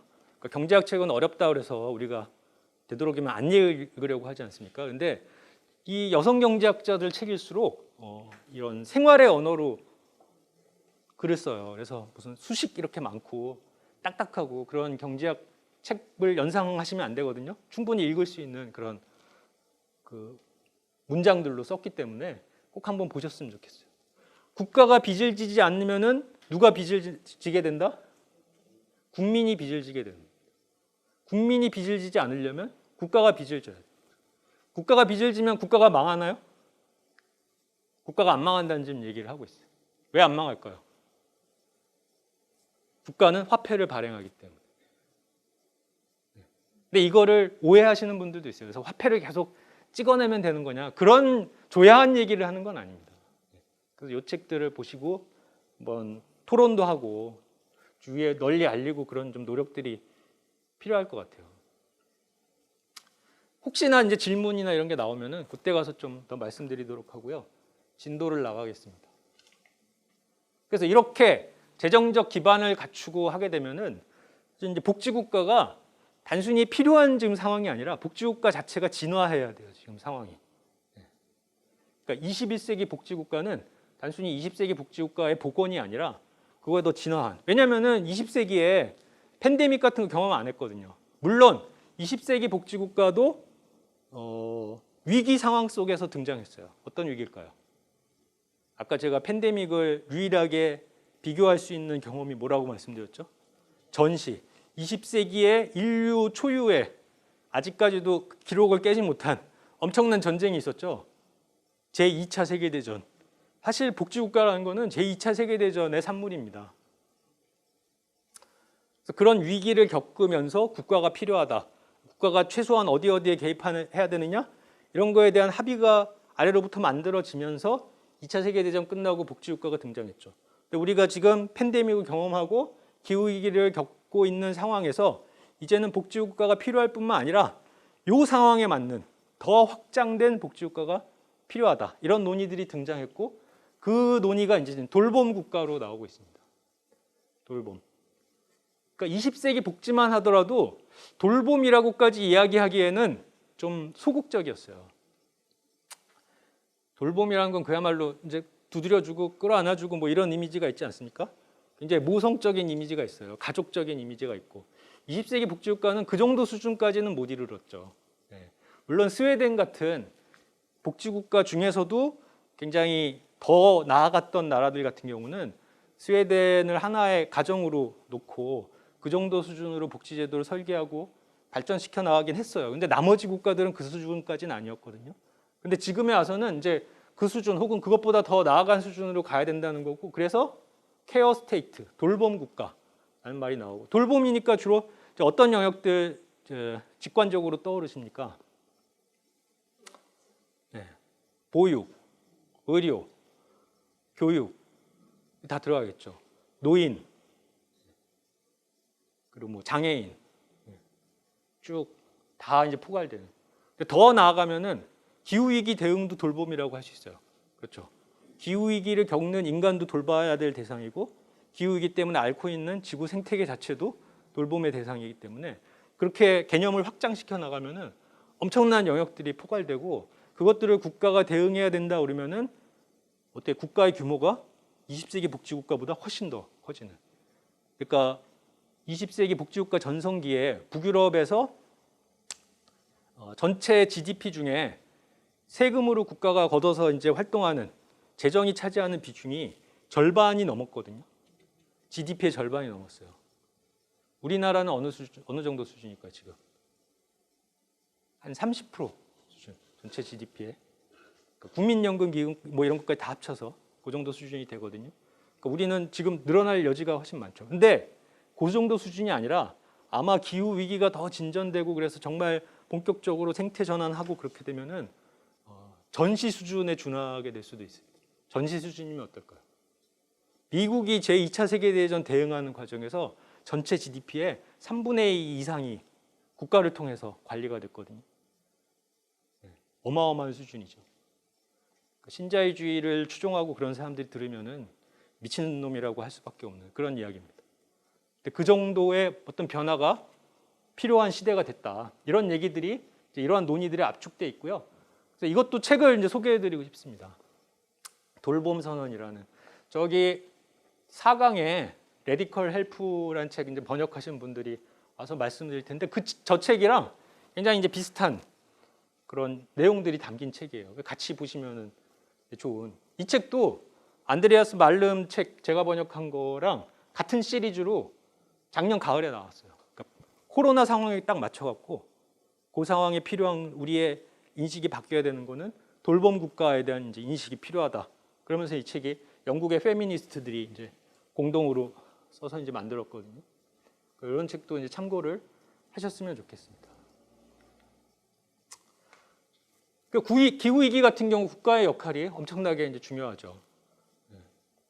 에너지 전환, 뭐 농업 회생 모든 게 시장과 사적 자본에 맡겨두면은 천년만년 안 할 일들이거든요. 오히려 더 이제 망가뜨릴 일들이고 국가가 개입할 수밖에 없어요. 미국 같은 경우는 그런 거를 이제 이러한 신진 좌파 정치인, 소속은 민주당이지만 본인 스스로를 이제 민주적 사회주의자라고 생각하는 알렉산드리아 오케이시오 코르테스. 너무 길어갖고 미국 사람들도 AOC라고 주로 불러요. AOC. 요분. 최근에는 어떤 파티에 갔는데 흰색 드레스 여기다가 텍스 더 리치라고 빨갛게 써갖고 파티에 가서 그걸로 해외 토픽 뉴스에도 나왔었죠. 요분이 주로 추진하는 정책이 바로 들어보셨죠? 그린 뉴딜. 미국은 뉴딜에 대한 강력한 기억이 있어요.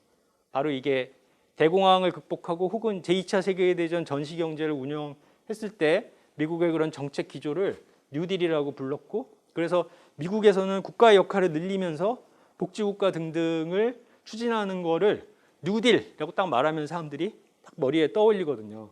그런데 어떤 뉴딜이냐? 지금에 와서는 그린 뉴딜, 기후위기에 대응하는 생태 전환 과정에서 오히려 국가의 개입을 늘리면서 새로운 일자리를 만들고, 그래서 불평등 빈곤 문제와 기후위기 대응을 한 세트로 해결해 나갈 수 있다. 해결해야 된다. 이런 철학이 담겨 있는 게 그린 뉴딜이고요. 다르게 얘기하면 국가의 역할이 중요하다는 것을 확인할 수가 있죠. 우리나라에도 들어왔어요. 어떻게 들어왔죠? 정의당 같은 정당이 정책 기조로 주장하기도 하지만 현 정부가 디지털 뉴딜, 그린 뉴딜 이런 거 합쳐서 뭐 한국형 뉴딜이라고 지금. 근데 실은 내용을 보면은 디지털 경제 육성 이런 뭐 카카오 같은 플랫폼 산업 육성 이게 핵심이고 정작 미국에서 이런 사람들이 주장했던 그린 뉴딜의 핵심인 정부가 주도가 돼서 계획을 짜고 정부 돈을 쏟아부어서 새로운 일자리를 만들고 그걸 통해 전체 경제 구조를 기후위기에 대응할 수 있게 전환한다. 이런 내용 하나도 없어요. 근데 그린 뉴딜은 딱 문서에 박혀 있어요. 이게 한국 사회의 특징이죠. 제대로 안 하면서 말은 엄청나게 수입해 와요. 엄청나게 수입해 오기 때문에 어떤 부작용이 생기냐면은 많은 사람들이 그거 식상하다고 생각해요. 한 적도 없는데. 지금 그린 뉴딜도 그렇게 돼가고 있어요. 한국 그린 뉴딜 뭐 근처도 안 갔는데 그린 뉴딜 문재인 정부가 한 거고 아무것도 아니고 산 깎아갖고 뭐 태양광 패널 만들어놨는데 뭐 조선일보 말에 의하면 새똥이 떨어졌다. 뭐 이렇게 다들 생각하고 있어요. 이런 상황을 깨고 이런 상황을 극복해 나가는 게 저는 시민 정치의 근본 과제라고 생각합니다. 더 나아가서는 이런 논의까지 있어요. 이것도 제가 번역한 책이라 조금 그렇긴 한데 올 초에 나왔습니다. 코로나 크래시. 근데 재밌는 게요. 저 책도 작년 가을에 그 안드레아스 말름이라는 사람 책이랑 돌봄 선언이랑 같은 시리즈로 나온 책이에요. 급하게 쓰여져서 나온 책인데 코로나에 대응하는 과정에서 전체 자본주의 체제가 어떻게 바뀌어 나가고 있는지를 분석한 책인데요. 주요한 논의는 의외로 이제 간단해요. 자본주의 국가조차도 지금 계획 중심으로 가고 있다. 팬데믹 상황에서 주요 국가가 록다운을 실시하고 그리고 재정을 풀어갖고선 지금 하고 이런 것들은 자본주의를 살리기 위해서도 국가 주도의 계획을 할 수밖에 없는 상황에 지금 이르렀다. 근데 더 중요한 거는 이게 코로나 바이러스 때문에 갑자기 생긴 건 아니고요. 코로나 바이러스가 단순히 일종의 도화선 역할, 도화선에 불 붙이는 역할만 했다는 거죠. 그 전에 이미 2008년 금융위기 이후에 자본주의가 국가가 산소호흡기를 대주지 않으면은 버틸 수 없는 상황이었기 때문에 끊임없이 양적 완화를 했어요. 이미 중앙은행을 중심으로 해서 계속 돈을 풀어왔고 조금 이제 풀다가 이것도 부족하면 또 풀고 뭐 이런 식으로 되오다가 여기서 갑자기 코로나가 닥쳤기 때문에 이제는 단순히 중앙은행의 통화 정책만이 아니라 신자유주의에서 그토록 기피했던 중앙정부의 재정 정책까지 더해져서 이제 전면에 나서서 일종의 계획적인 경제 운영을 할 수밖에 없는 상황이 됐다. 근데 이 계획이라는 거는 좋은 계획이 아니라는 거죠. 지금 실제 전개되는 계획은. 왜 그럴까요? 자본을 살리는 계획으로 돼 있어요. 우리나라는 너무나 지금 눈에 보이죠? 자영업은 죽이고 디지털 뉴딜 한다면서 노골적으로 몇몇 기업에 공공자금 몰아주고 있어요. 현대자동차 수소차 개발해라. SK, LG 배터리 개발해라. 삼성 당신들만이 우리를 살릴 수 있다. 이러면서 몇몇 거대 독점 자본에게 올인을 하는 거죠. 그야말로 국가의 자원을 다. 그런 식으로 계획이 이루어지고 있어요. 그러니까 오히려 아래로 돈이 이렇게 풀어지는 게 아니라 오히려 아래에 있는 사람들 더 죽이면서 위로 돈을 몰아주는 식의 계획. 근데 이게 한국만이 아니라 다른 나라도 마찬가지라는 거죠. 지금 미국 같은 경우 팬데믹 상황에서 오히려 더 급속하게 성장한 기업 뭐가 있습니까? 그래서 인류 역사상 최초의 조만장자를 배출한 기업이 있거든요. 그게 아마존이죠. 팬데믹 상황이 돼서 다들 집에 자가격리되고 이러니까 어떻게 했죠? 한국이든 미국이든 다 택배로 살았어요. 그러니까 아마존이 갑자기 주식 가격이 엄청나게 높아졌고 그래서 제프 베이조스라는 그 창업주가 인류 역사상 최초의 조만장자가 됐어요. 그렇게 되니까 당장 어떻게 했죠? 우주선 만들어서 갑자기 우주로 나가겠다고. 지구는 이미 망가졌으니까, 우리가 망가뜨렸으니까 너희들끼리 잘 살아봐라. 우리는 이제 우주로 떠나겠다. 그런 식입니다. 근데 아무튼 그런 식의 계획, 철저하게 자본주의적 계획이 벌어지고 있는 거예요. 이분이 있었어요. 그레이스 블레이클리라는 영국의 경제학자인데 딱 사진 보면 나이가 어떤 것 같습니까? 네. 이제 막 30 된 정말 젊은 여성 경제학자고, 근데 아주 급진적이에요. 사회주의적인 시각을 갖고 있고, 그래서 이분의 이제 핵심은 어차피 지금 계획 단계로 넘어갔고, 그런데 그게 철저하게 자본주의적 계획. 그렇다면 이제 우리가 요구해야 될 거는 민주적인 계획이다. 네. 제가 지금까지 말씀드린 것처럼 기후위기 대응, 일자리 창출, 복지국가, 요걸 기조로 하는 계획이 되도록 강요해야 된다. 그러니까 지금 거대 자본을 살려주는 계획이 잘못됐으니까 시장으로 돌아가자. 이거 아니라는 거죠.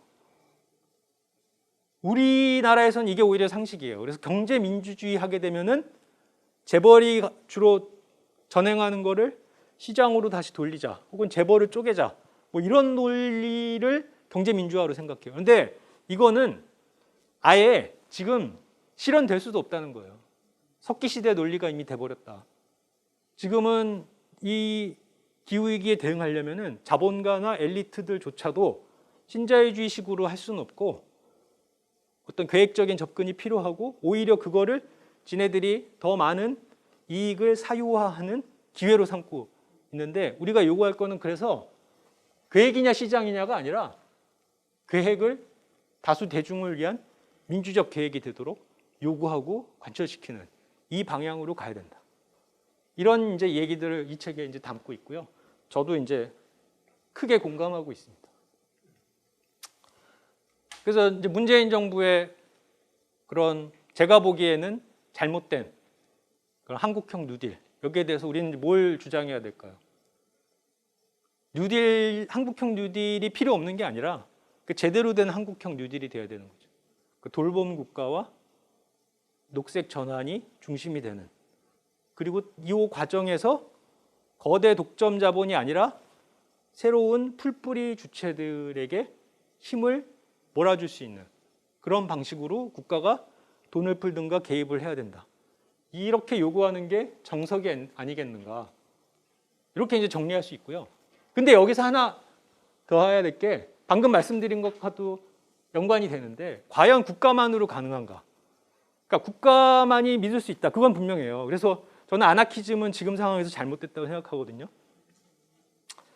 특히 아나키즘이 이상하게 지금 극우 세력이랑 결합이 돼서 마스크 벗자 운동 같은 걸로 유럽에선 나타나기도 해요. 저는 그거는 혹세 무민이라고 생각하고 있고요. 그런데 아나키즘에서 주장하는 중요한 주장 중에 또 우리가 지금 상황에서 굉장히 적극적으로 봐야 될 게 있어요. 뭐냐? 국가가 전면에 나서긴 해야 되는데, 국가가 전면에 나서서 역할을 제대로 하기 위해서도 팔다리가 여러 개가 있어야 되는데, 공무원 조직만으로는 그거 못한다는 거예요. 누가 결합해야 되느냐? 시민이 직접 결합해야, 국가가 나서면서 시민이 적극 동참해서 어떤 자율성과 주도성을 펼쳐야 국가가 하려고 하는, 속속들이 이렇게 촉수를 뻗치려고 하는 그 노력들도 실제 관철될 수 있다.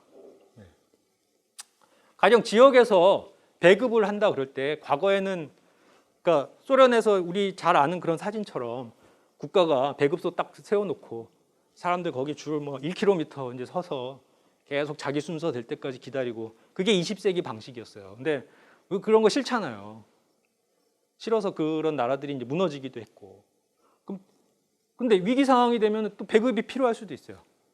그럼 어떻게 해야 되냐? 그 사진에 나온 게 이제 하나의 사례죠.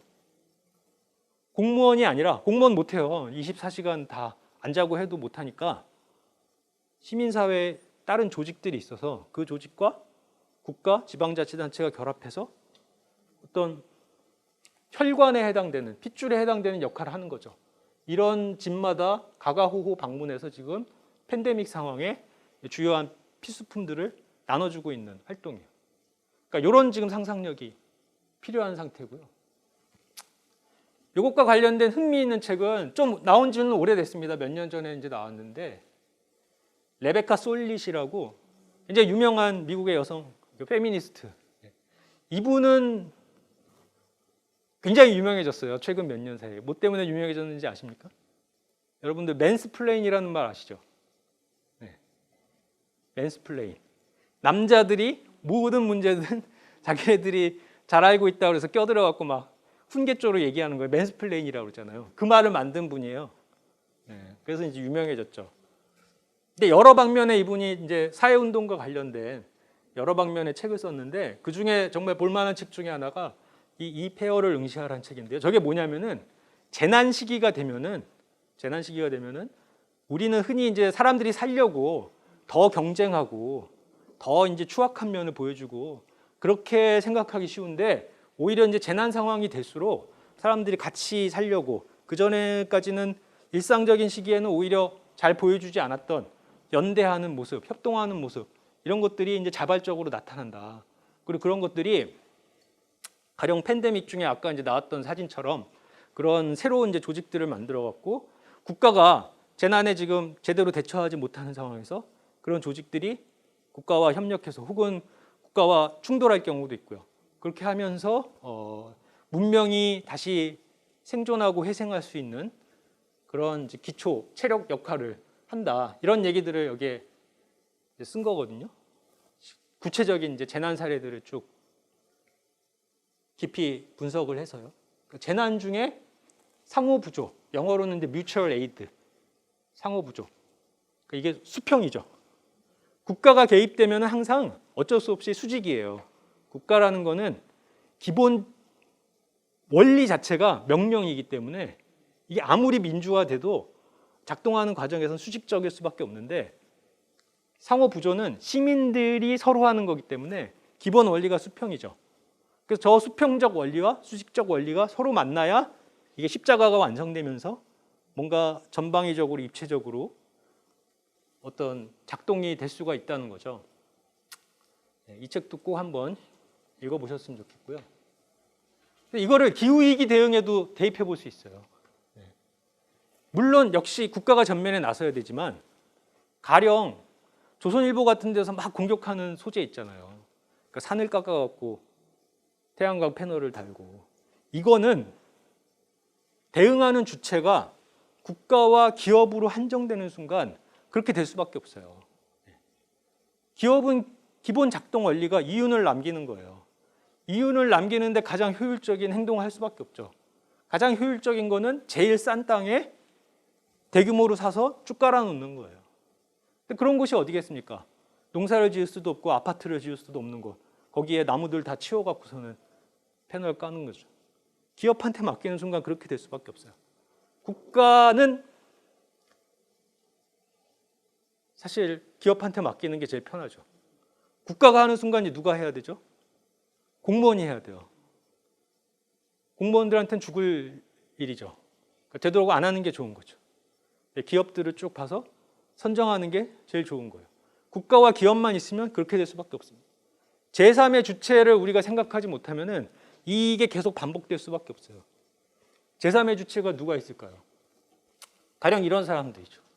그러니까 영국의 에너지 협동조합이에요. 우리나라에도 이제 서서히 만들어지고 있는데 지역사회 주민들이 직접 이제 만드는 거예요. 그래서 거기서 생기는 이익도 공유하는 거죠. 그러니까 저런 주체가 나서서 이런 태양광 패널이든 풍력 발전이든 하게 되면은 물론 저런 설비들이 갖고 있는 근본적인 저것 역시도 자연을 일정하게 위해를 가하면서 인간에게 필요한 걸 뽑아내는 거기 때문에 부작용이 없을 수는 없어요. 하지만 부작용을 최소화시키는 방식으로 하겠죠.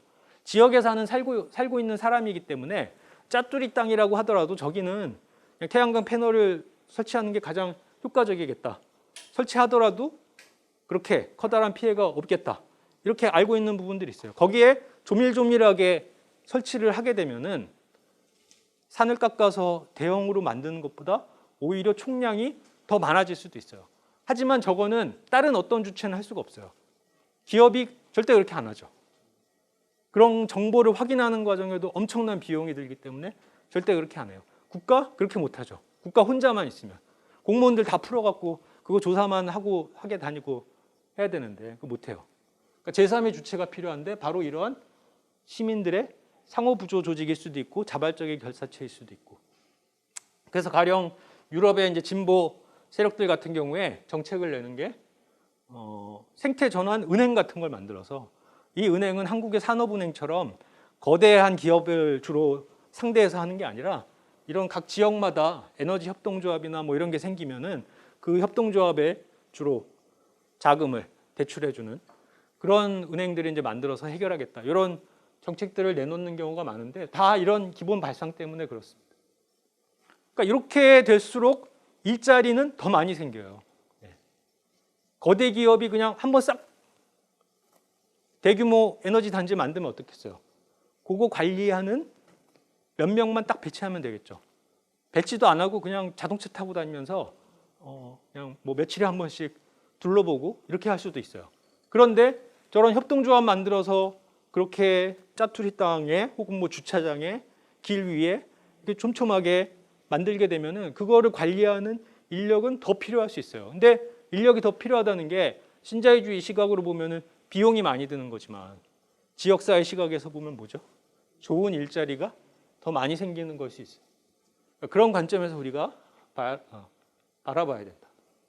그러니까 국가나 기업 외에 제3의 주체가 필요하고 이게 우리한테는 기회일 수 있다. 기회다. 근데 한국 사회에서는 제일 부족한 거죠. 제일 부족한. 그러니까 시민사회가 있긴 있어요. 한국 사회가. 그런데 자생력이 되게 이제 부족하죠. 특히 재정적인 자생력이 부족해요. 대부분 어디에 의존하죠? 국가나 지방자치단체에 의존해요. 그러니까 새마을운동 이래의 아주 유구한 전통인데, 근데 그럴 수밖에 없는 기본 이유는 뭘까요? 시민들이 더 많이 결합을 해야 사실은 회비 같은 자원이 생겨서 국가 의존을 덜 할 텐데 시민사회에 이런 문화가 아직까지도 뿌리내리질 못한 거예요. 그러니까 이게 근본적인 도전이고 어렵기 때문에 시민사회 조직들이 계속 우회하죠. 계속 미루고. 그래서 현실적으로는 계속 국가나 지방자치단체에 의존하죠. 그러니까 이제 악순환이 계속 벌어지고 있어요. 한국이 민주화는 됐다고 하지만 시민사회의 저런 자생력, 자본이 굉장히 부족한 상황이 됐어요. 근데 미국만 하더라도 오히려 중앙정부에 대한 기대가 미국 사람들이 굉장히 낮아요. 우리도 낮다고 하는데 미국에는 특히 특정 계층일수록 이제 낮아요. 유색인이라던가 노동계급 가정이라던가. 그래서 이런 사람들 중심으로 해서 우리보다 훨씬 뿌리 깊게 상호 부조 조직 혹은 자발적 결사체라고 할 수 있는, 우리 이제 시민운동 단체라고 부르지만 우리보다 훨씬 더 대중적인 회원들을 갖고 있는 그런 조직들이 많이 있어요. 그런 조직들이 팬데믹 상황에서 전면에 나서 갖고 활동하죠. 이런 부분들은 우리가 배울 필요가 있다. 이렇게 다시 한번 정리드리면은 국내적 교훈, 팬데믹의 국내적 교훈은 일단 시장과 비교해서 항상 퇴장의 대상으로 얘기됐던 국가가 다시 전면에 나서야 된다. 그럴 수밖에 없다. 이거는 무슨 가치 판단의 얘기가 아니라 그냥 객관적 사실이다. 근데 국가가 제대로 된 방향으로 가야 된다. 제대로 된 방향이 뭐냐? 복지국가 혹은 복지국가 더 나아가서 돌봄국가로까지 확장되고 기후위기에 대응하고, 그리고 계획이라는 게 거대 자본에게 자산을 이제 올인하는 게 아니라 민중에게 그걸 나눠주는 형태의 민주적 계획이 돼야 된다. 그리고 그런 것들이 작동하려면은 국가나 시장 말고 제3의 주체가 있어야 된다. 한국 사회는 대단히 부족한, 지금부터 키워나가야 되는 그게 뭐냐? 시민사회의 그야말로 수평적이고 대중적인 결사체들이다. 이게 이제 두 번째 단락의 핵심. 지금까지 내용 중에 혹시 자치구나 그 외에 지역 정치나 지방 정치에 이런 걸 그럼 어떻게 요구해야 될까, 이런 생각을 더 먼저 하게 되는 것 같아요. 그랬을 때 그 생각을 해보면 말씀해주신 대로 이전에는 없던 그 구 예산서를 살펴봤을 때 또는 서울시 예산서를 살펴봤을 때 기후위기 예산이든 먹거리 관련 이거를 뭔가 문제를 해결할 수 있는 예산이든 또는 담당 부서든 이런 게 없지 않나? 잘 찾아볼 수 없지 않나? 그럼 이제 이런 거 기존의 그리고 자치구 예산 되게 경직성 예산이어서 뭔가 새로운 문제를 해결하기 너무 힘든 부족이 솔직히 돼서 이게 뭔가 불판을 만드시 뭔가 전면적인 이게 약간 구조가 바뀌고 체계가 바뀌지 않으면 되게 어렵겠다 이런 생각이 들어서 이런 목소리를 내는 게 약간 시민사회 역할이 아닐까. 자치구나 이런데 기후예산 편성하고 담당 부서를 만들고 뭐 등등 이런 요구를 하는데 사실 그 과정이 뭔가 명확하지 않으면 뭔가 해본 경험 없는 얘기를 하면 잘 안 받더라고요. 그래서는 어떻게 해야 될지도 모르겠고 눈에 보이지 않고 사람이 없고 그런 실적이 없으면 뭔가 이렇게 사례가 없으면 잘 안 받는 것 같아서 이런 걸 어떻게 잘 얘기하면 좋을까 이런 게 좀 궁금해요. 저라고 뭐 거기에 대해서 전혀 생각하지 못하셨던 그런 정말 발랄한 그런 돌파구를 갖고 있는 거는 절대 아니고요. 근데 말씀하신 중에 굉장히 중요한 지점들이 이제 나왔는데 말씀하신 중에 그게 있었죠. 전에 없었던. 네. 근데 이게 말씀하신 분만 느낀 게 아니라 지금 전 인류가 느끼고 있는 상황인 거죠. 전에 한 번도 없었던. 네. 우리보다 자본주의를 먼저 한 나라들도 경험해 보지 못했던 것들을 지금 전 인류가 동시에 경험을 하고 있어요. 그러니까 이런 부분들에 대해서 가장 이제 늦게 대응할 조직이 지금은 가장 중요한 조직이 됐지만 역설적으로 가장 늦게 대응할 조직이 국가잖아요. 공무원 조직이 제일 늦죠. 네.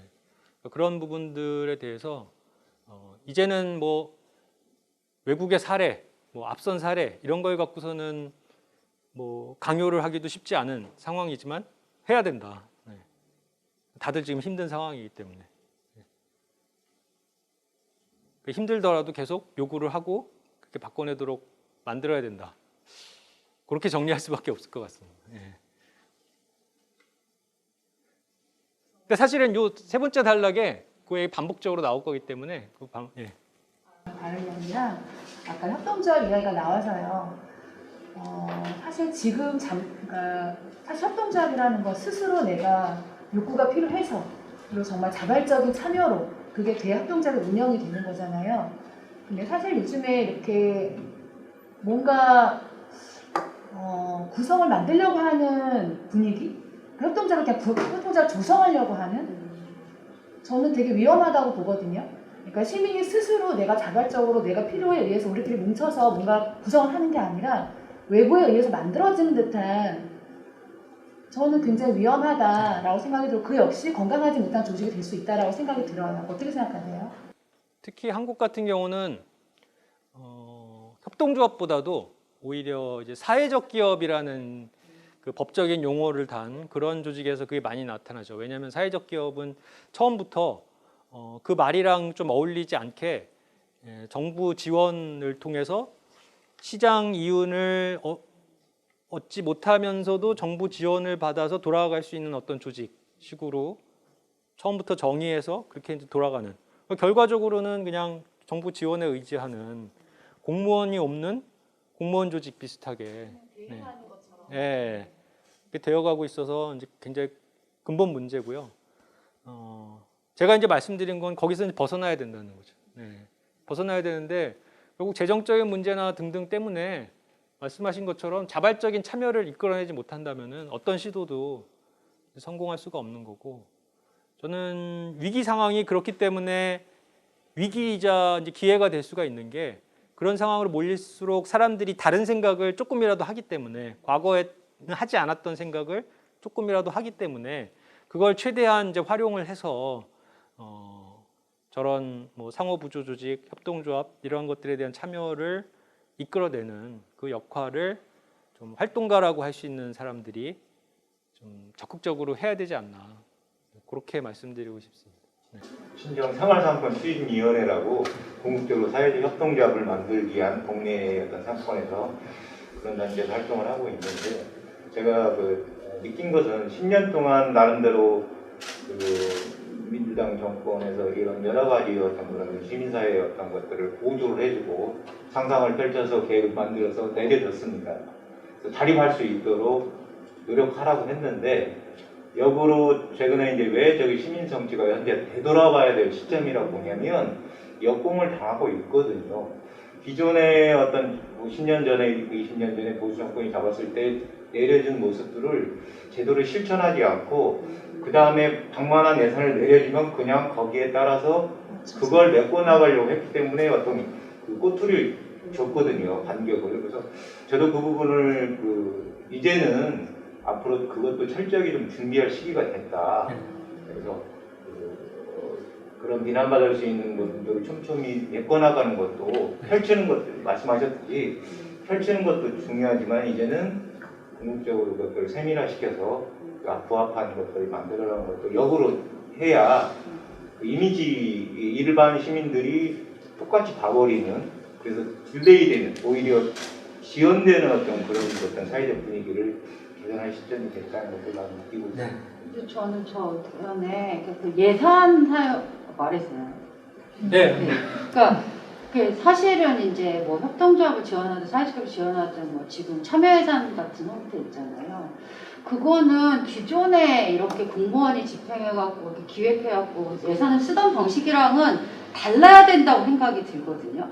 근데 이제 저도 참여예산 같은 많이 참여해서 본 사람으로서 굉장히 그 틀은 기존의 어떤 예산을 써야 되는 거. 사실 현장에서 필요한 예산의 항목이 아니라 그러니까 행정에서 내려온 예산 안에서 써야 되니까 이게 굉장히 안 맞는 거예요. 그러니까 실제로 사업과 예산의 형식이 안 맞는다고 해야 될까요? 그래서 이거 약간 그러다 보니까 자꾸 지금 같이 그런 평가를 자꾸 듣는 거예요. 예산을 뭐 잘못 썼네. 근데 사실은 그런 참여 정책과 관련한 예산의 설계가 참여예산스럽지 않아가지고 생길 수밖에 없는 문제들을 해결하다 보니 그 시선에서 자꾸 예산 사용에 대한 평가를 받는 것 같아가지고 저는 그 부분도 같이 좀 짚어봐야 되는 것 같아요. 예산 방만하게 썼다 이런 문제가 아니라 혹시 그런 약간 참여 정책이나 앞으로 이게 권한을 아까 말씀하신 풀뿌리의 권한과 뭔가 많이 이렇게 나누려고 할 때는 그 기존에 사용했었던 어떤 행정의 체계나 예산의 방식하고는 좀 다른 걸 고민해야 이게 좀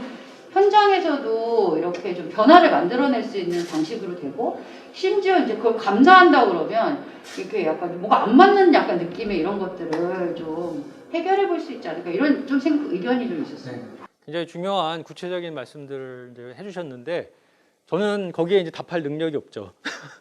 그리고 이 시간 안에 해결할 수는 없습니다. 그러니까 그런 이제 이야기들이 나와서 계속해서 고민의 과제가 된다는 것 자체가 오늘 이 시간에 성과라면은 성과일 수가 있겠고요. 제가 그냥 덧붙여서 그냥 한 말씀 드리는 거는 우리가 굉장히 냉정한 현실주의적인 시각을 가져야 됩니다. 뭐냐면 인간이 만든 조직은 결국은 세 가지로 수렴이 되는 거예요. 국가, 시장, 시장 안에서 실체화돼서 활동하는 건 기업이죠. 그리고 제가 계속 제3의 조직이라고 얘기했던 시민사회 조직들. 결국은 세 개로 수렴이 되는데 어떠한 체제도 문제 없이 이 세 개의 조직을 조화시킬 수는 없다고 생각합니다. 조화시킬 수 있다고 생각하는 순간 그 체제가 병들기 시작한다고 저는 오히려 생각하고 있고요. 그러니까 아무리 시민사회 조직을 내거는 그런 국가라고 하더라도 그 국가가 국가인 한은 그래서 실체는 결국 공무원 조직일 수밖에 없는 한은 그 안에는 물론 또 선거로 뽑힌 사람들도 있지만 일상적으로 삐걱댈 수밖에 없는 거예요. 삐걱대는 거를 오히려 삐걱대는 문제가 없다고 하는 순간 이제 뭐 과거 사회주의 체제 뭐 이런 것처럼 되는 거고요. 오히려 이 삐걱대는 것을 드러내고 계속해서 공개적으로 민주적으로 해결하려고 노력하는 거 그런 건 생길 수밖에 없다라고 전제해 놓고 그게 건강한 접근이 아닌가. 그리고 결국 인간 사회는 이 숙명에서 벗어날 수는 없다. 요 정도의 말씀만 드리고요. 그러니까 최종 결론적인 이제 세 번째 단락을 조금 압축적으로 이제 말씀드리면서 끝맺겠습니다. 결국은 이어지는 내용인데 과제를 모아가기 위해서 두 범주로 나눠봤어요. 이제 미래가 필요해요. 기후 위기에 대응하고 돌봄 국가화된 미래가 필요한데 이 미래를 어떻게 만들 것이냐? 일단 미래가 돼야 된다. 누군가가. 그렇게 누군가들이 미래가 될 때 그들의 힘을 통해 국가와 같은 전체 흐름을 바꿀 수 있는 주체에게 미래를 강력하게 요구할 수 있다. 물론 전체 사회가 미래의 방향으로 확 나아가는 것은 국가나 혹은 기업 내의 노사관계 같은 커다란 변수들이 바뀌어야 되죠. 그건 이제 분명해요. 하지만 그렇게 되기 위해서도 누군가들이 먼저 미래가 돼야 된다. 이 누군가들은 제가 이제 말씀드린 내용에서 충분히 짐작하실 수 있겠죠. 시민사회의 이제 주체들입니다. 사회운동 주체들. 일단 미래가 되는 것 어떤 과제들이 있을 수 있겠는가 한 3개 정도 추려봤어요. 앞에도 말씀드린 것처럼 이제 돌봄. 21세기 위기 사회에 위기 속에 살아가는 인류에게 점점 더 전면적인 과제가 되는 건 결국 상호 돌봄이다. 어떻게 하면 험난한 속에서 살아날 수 있느냐 이 문제이기 때문에 이 넓은 의미의 돌봄 의제를 놓고 계속해서 조직이 만들어지고 활동이 돼야 된다. 그러니까 물론 국가의 도움이 필요하고 국가의 주도가 필요하지만 시민들이 직접 조직을 만들고 결사체를 만들어 활동하여 해결해 나가야 될 부분들이 있다. 그리고 아까도 말씀드렸지만 저 돌봄이라는 말 자체에 엄청난 여러 가지 주제들이 다 포괄이 되는 거죠. 여기 나와 있는 것처럼 노인이나 장애인, 아동뿐만 아니라 기후위기 대응하는 과정도 다 돌봄이라고 할 수 있고 등등 하기 때문에요. 가령 지역사회에서 저런 의제를 갖고 뭐 조직을 만들고 활동한다. 그러면 당장 뭘 떠올려 볼 수 있을까요? 아까 제가 말씀드렸던 에너지협동조합도 이 범주 안에 들어갈 수 있어요. 의료협동조합 같은 경우. 그리고 노인 문제 같은 경우도 우리 지금 시설로 다 해결하고 있잖아요. 시설에 다 어르신들을 다 그냥 노골적으로 말씀드리면 몰아 넣어서 해결하려고 했는데 그게 코로나를 통해서 이거는 뭐 한국뿐만 아니라 유럽이나 미국도 마찬가지지만 코로나 상황에서 가장 위험한 곳이 바로 이 노인들을 다 집단적으로 모아놓은 시설들이었던 게 이제 드러났죠. 그렇다면은 이걸 다시 그냥 개별 가정에 맡길 수는 없고 그건 퇴행이고 그럼 어떤 해결책이 있을 수 있을까? 아무리 생각해봐도 제3의 주체가 나서는 수밖에 없다.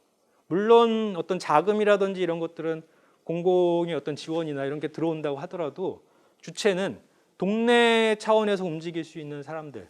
그래서 가정 안에 노인이 있다고 하더라도 그들을 사실상 네트워크 형식으로 내용적으로는 집단적인 노인 돌봄이 가능할 수 있게 하는 조직. 그게 뭐 노인 돌봄 협동조합일 수도 있고 뭐 이름은 뭐 여러 가지일 수 있겠지만 그런 것들을 지금 상상해야 되는 상황이 됐다고 보고요. 그런 조직이 또 있을수록 국가에 대해서 더 강력하게 요구할 수 있는 거죠.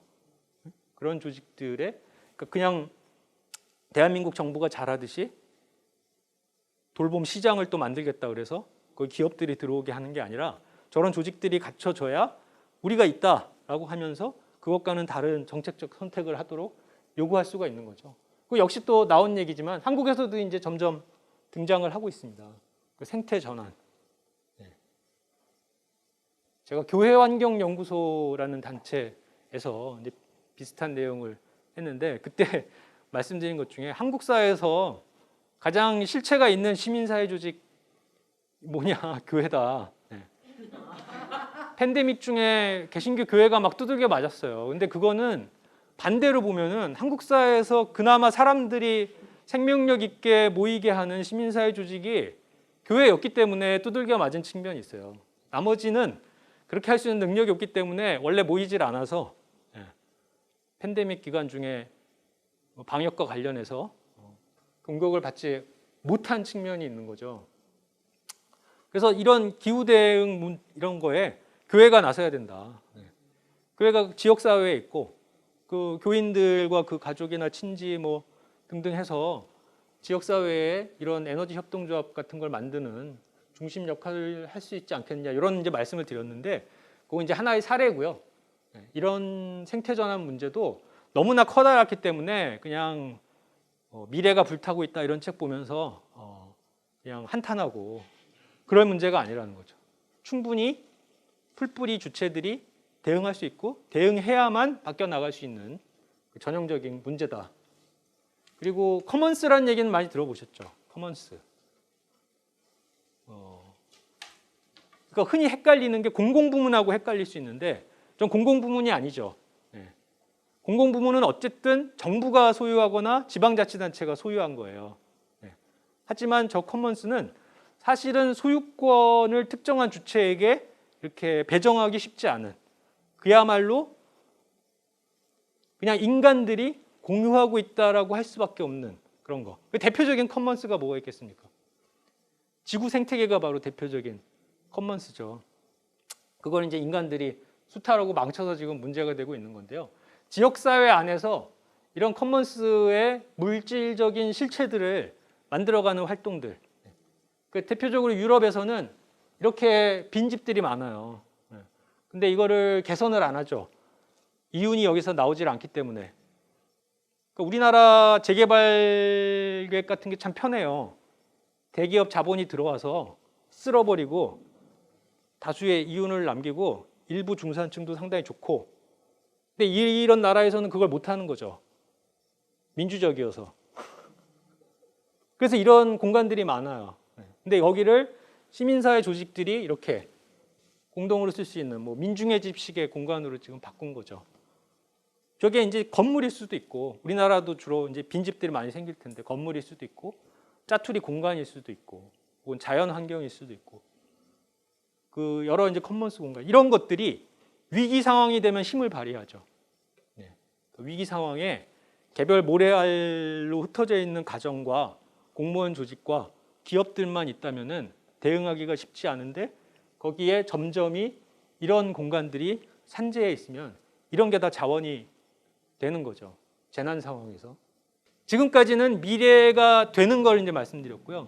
이렇게 미래가 되어가는 주체들이 국가에 이제 요구할 커다란 의제들 한 3개 정도만 제가 추려서 말씀드리겠습니다. 일자리 보장제 들어보셨습니까? 그 실업률 제로 상태를 이제 만드는 거예요. 그러니까 일할 의지를 갖고 있는 사람은 그 사람을 국가가 고용하는 거예요. 근데 우리가 상식적으로 생각하면 일거리가 있어야 고용하는 거죠. 근데 저 제도는 일단 일할 의지가 있으면은 국가가 그냥 고용을 하는 거예요.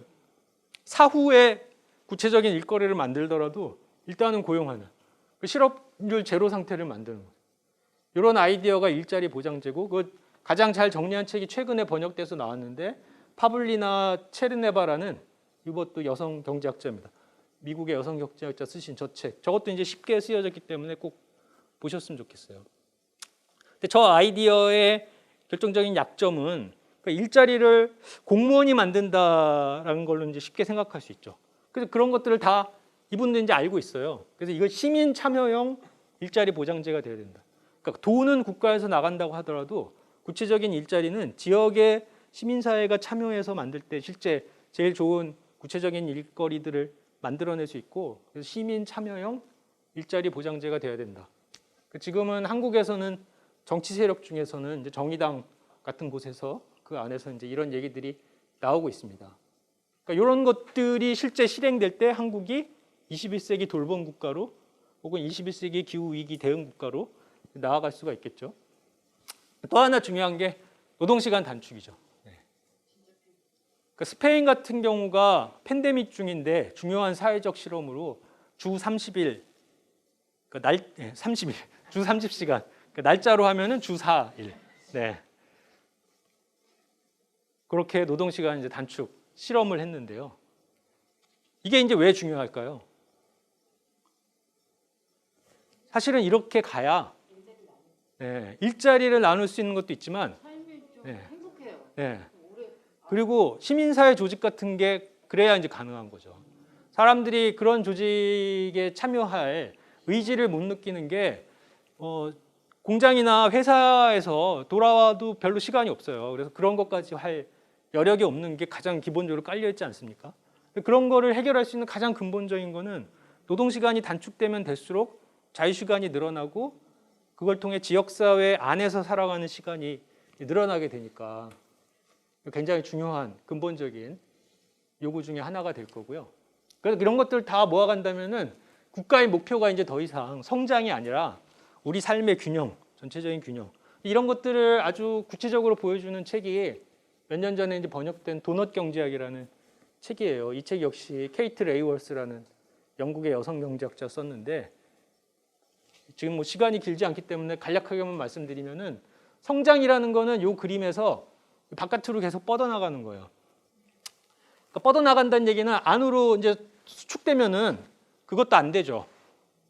그러니까 지금 여기 작은 원, 이 작은 원 안쪽으로까지 인간 활동이 수축이 되면은 기본적으로 먹거리를 생산 못한다든지 다수 인구한테 일자리를 제공하지 못한다든지 이런 식으로 그것도 커다란 위기예요. 생존의 위기. 그래서 인간 사회는 작은 원보다는 계속 커져야 돼요. 그런데 두 번째 원이 있어요. 요 원 바깥으로까지 나가게 되면 이제 기후 위기 같은 지구 생태계의 반격이 시작돼서 또 인간 문명이 존립할 수가 없어요.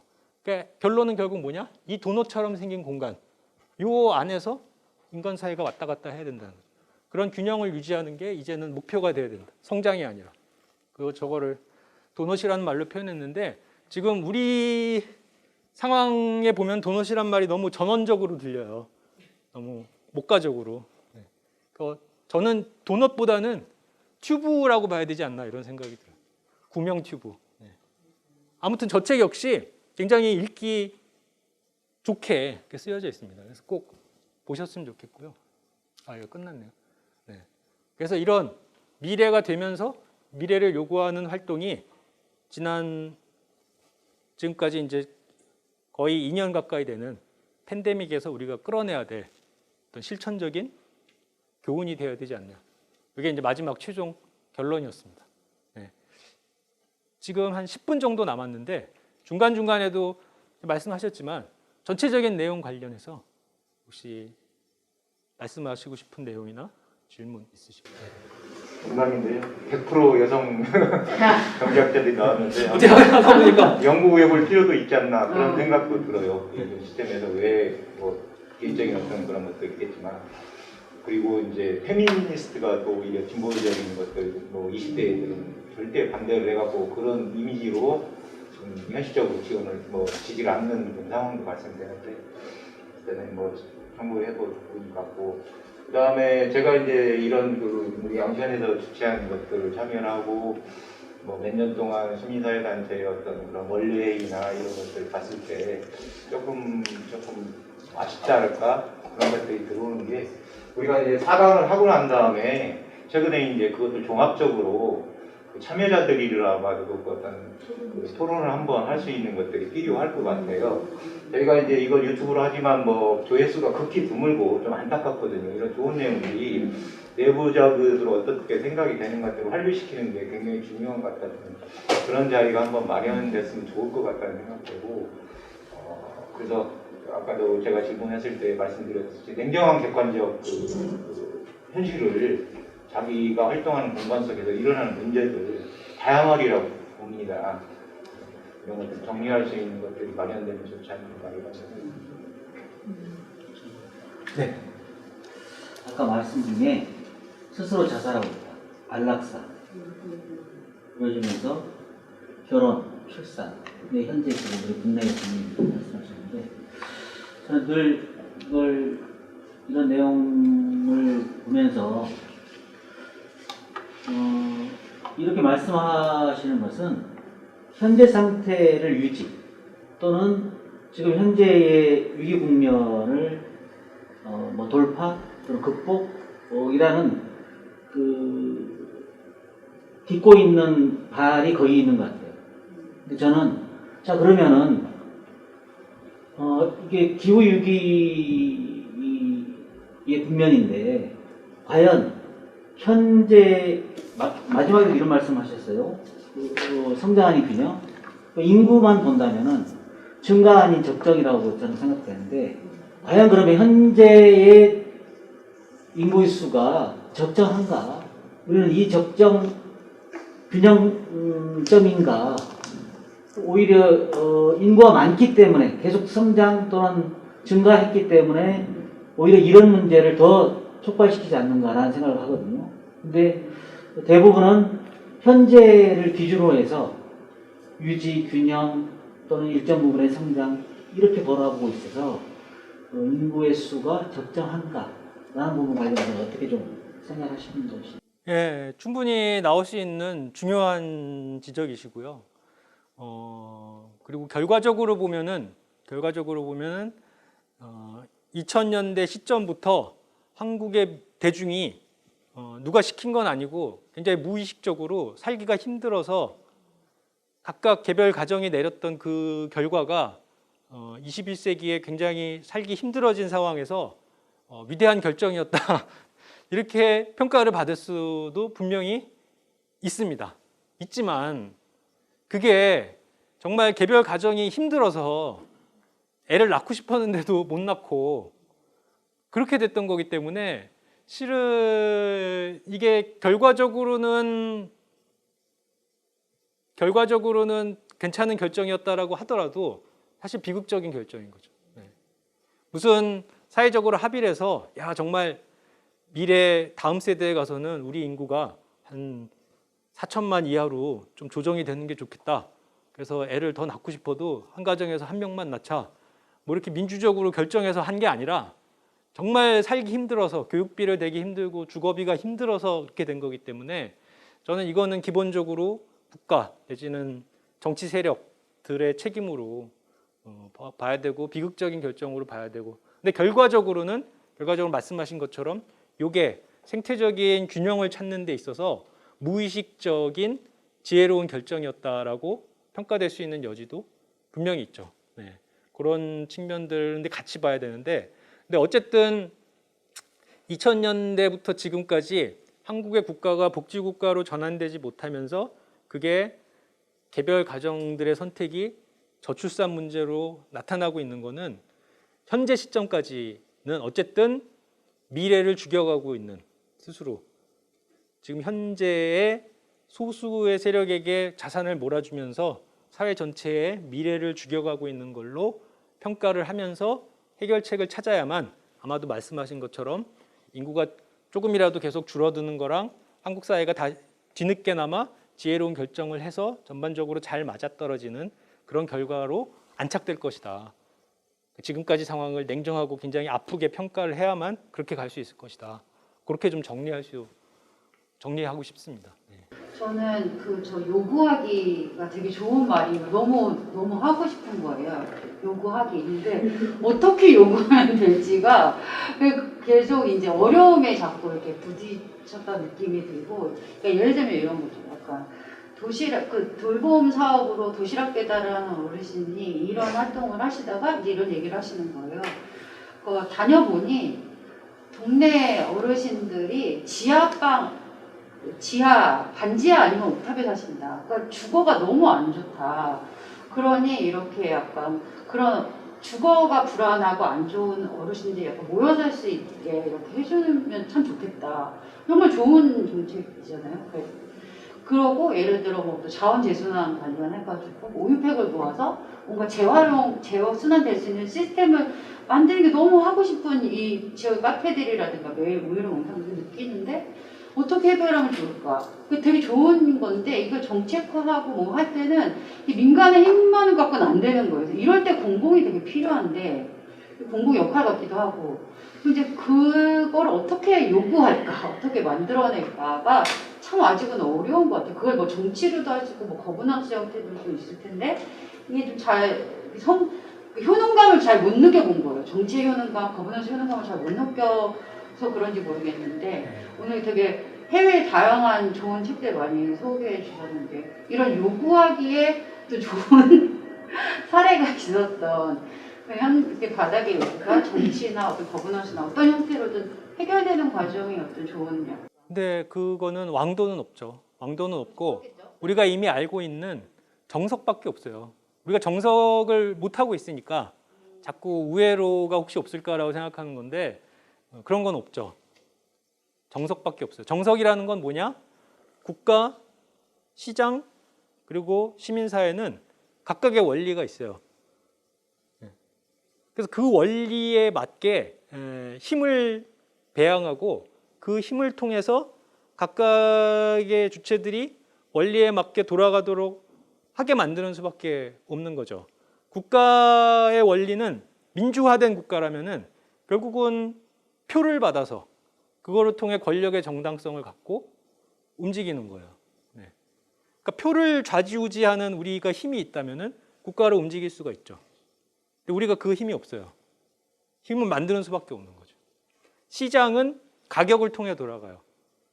그리고 그 가격을 통해 돌아가면은 결국은 살아남는 기업에게 이윤이라는 형태로 돈이 모여요. 자본이 모이죠. 그 원리예요. 시장은 그럴 수밖에 없어요. 인류 문명이 망할 때까지 계속 그렇게 돌아가는 거예요. 그 돌아가는 속에 그 돌아가는 영역을 우리가 줄이거나 아니면 돌아가는 개의 지점에 개입해서 뭔가 다른 결과를 낳도록 하는 거. 그걸 제가 이제 계획이라는 말로 표현을 드렸고요. 그러니까 시장을 대체하는 게 아니죠. 시장을 교정하는 역할을 하는 건데 시장은 또 그렇게 돌아가요. 시민사회 조직이 있죠. 시민사회 조직이 제가 이제 요구라고 했는데 그러면 좀 더 자기 요구를 관철시킬 수 있는 게 그럼 국가겠습니까? 시장이겠습니까? 아무리 생각해봐도 시장보다는 국가 쪽에 가까워요. 물론 우리가 뭐 노동조합의 파업이라든가 아니면은 소비자들의 보이콧이라든가 이런 것들로 시장에 압력을 넣을 수는 있지만 조금 더 지속적이고 그리고 법으로도 보장되고 안정된 거는 표를 통해서 국가에 압력을 넣는 게 더 효율적이고 더 용이하죠. 용이하다고 얘기하지만 우리는 지금 제대로 못하고 있고 결국은 표를 움직일 수 있는 힘을 만들어야 돼요. 근데 시민사회의 원리는 뭐냐? 시민사회에서 그런 힘을 가지려면 조직이 필요한 거죠. 그리고 그 조직은 국가나 기업이 확인할 수 없는 정보나 노하우 등등을 발굴해서 그걸 갖고 조직적 힘으로 만들어서 영향력을 펼칠 때 가장 커다란 힘을 발휘할 수 있는 거죠. 말씀하신 것처럼 팬데믹 기간 중에 혹은 뭐 일상에 이렇게 자원 활동을 하는 과정에서 새로운 정보들을 확인하고 그 정보 자체를 뭐 정책으로 가공하던가 혹은 그거를 갖고 어떤 조직적 힘을 만들었을 때 시민사회 조직에 역량이 되는 거죠. 이런 것들이 축적이 됐을 때 그 힘은 투표나 일상 정치 공간에서 정치 세력들이 무시할 수 없는 그런 힘이 되는 거고 그게 작동했을 때 국가로 움직이기 시작하고 국가로 움직여서 시장도 영향을 끼칠 수가 있는 거죠. 결국은 지난 20세기에 우리보다 앞서서 민주정치를 했던 곳이 다 이 원리에 따라서 된 거기 때문에 우리 역시 여기서 벗어날 수는 없다. 오히려 시간이 다 됐기 때문에 최종 결론상 말씀드린다면은 이 위기라는 게 항상 반대면이 기회라는 얘기가 되는 거는 위기 시기에 사람들이 좀 다른 생각을 하는 거거든요. 평소에는 잘 못하다가도 시민사회에서 뭔가 새로운 미래를 만들려고 하는 사람들은 결국 이거를 최대한 살려내는 것 여기 이제 과제가 있다. 그런 의미에서 이제 팬데믹이나 기후위기 같은 것들을 최대한 좀 다르게 사는 어떤 그 출발점으로서 기회를 만드는 게 우리의 이제 과제가 아닌가. 이게 제가 이제 2시간 동안 말씀드린 내용 최종 결론이 될 수 있을 것 같습니다. 네, 그럼 이것으로 마치도록 하겠습니다.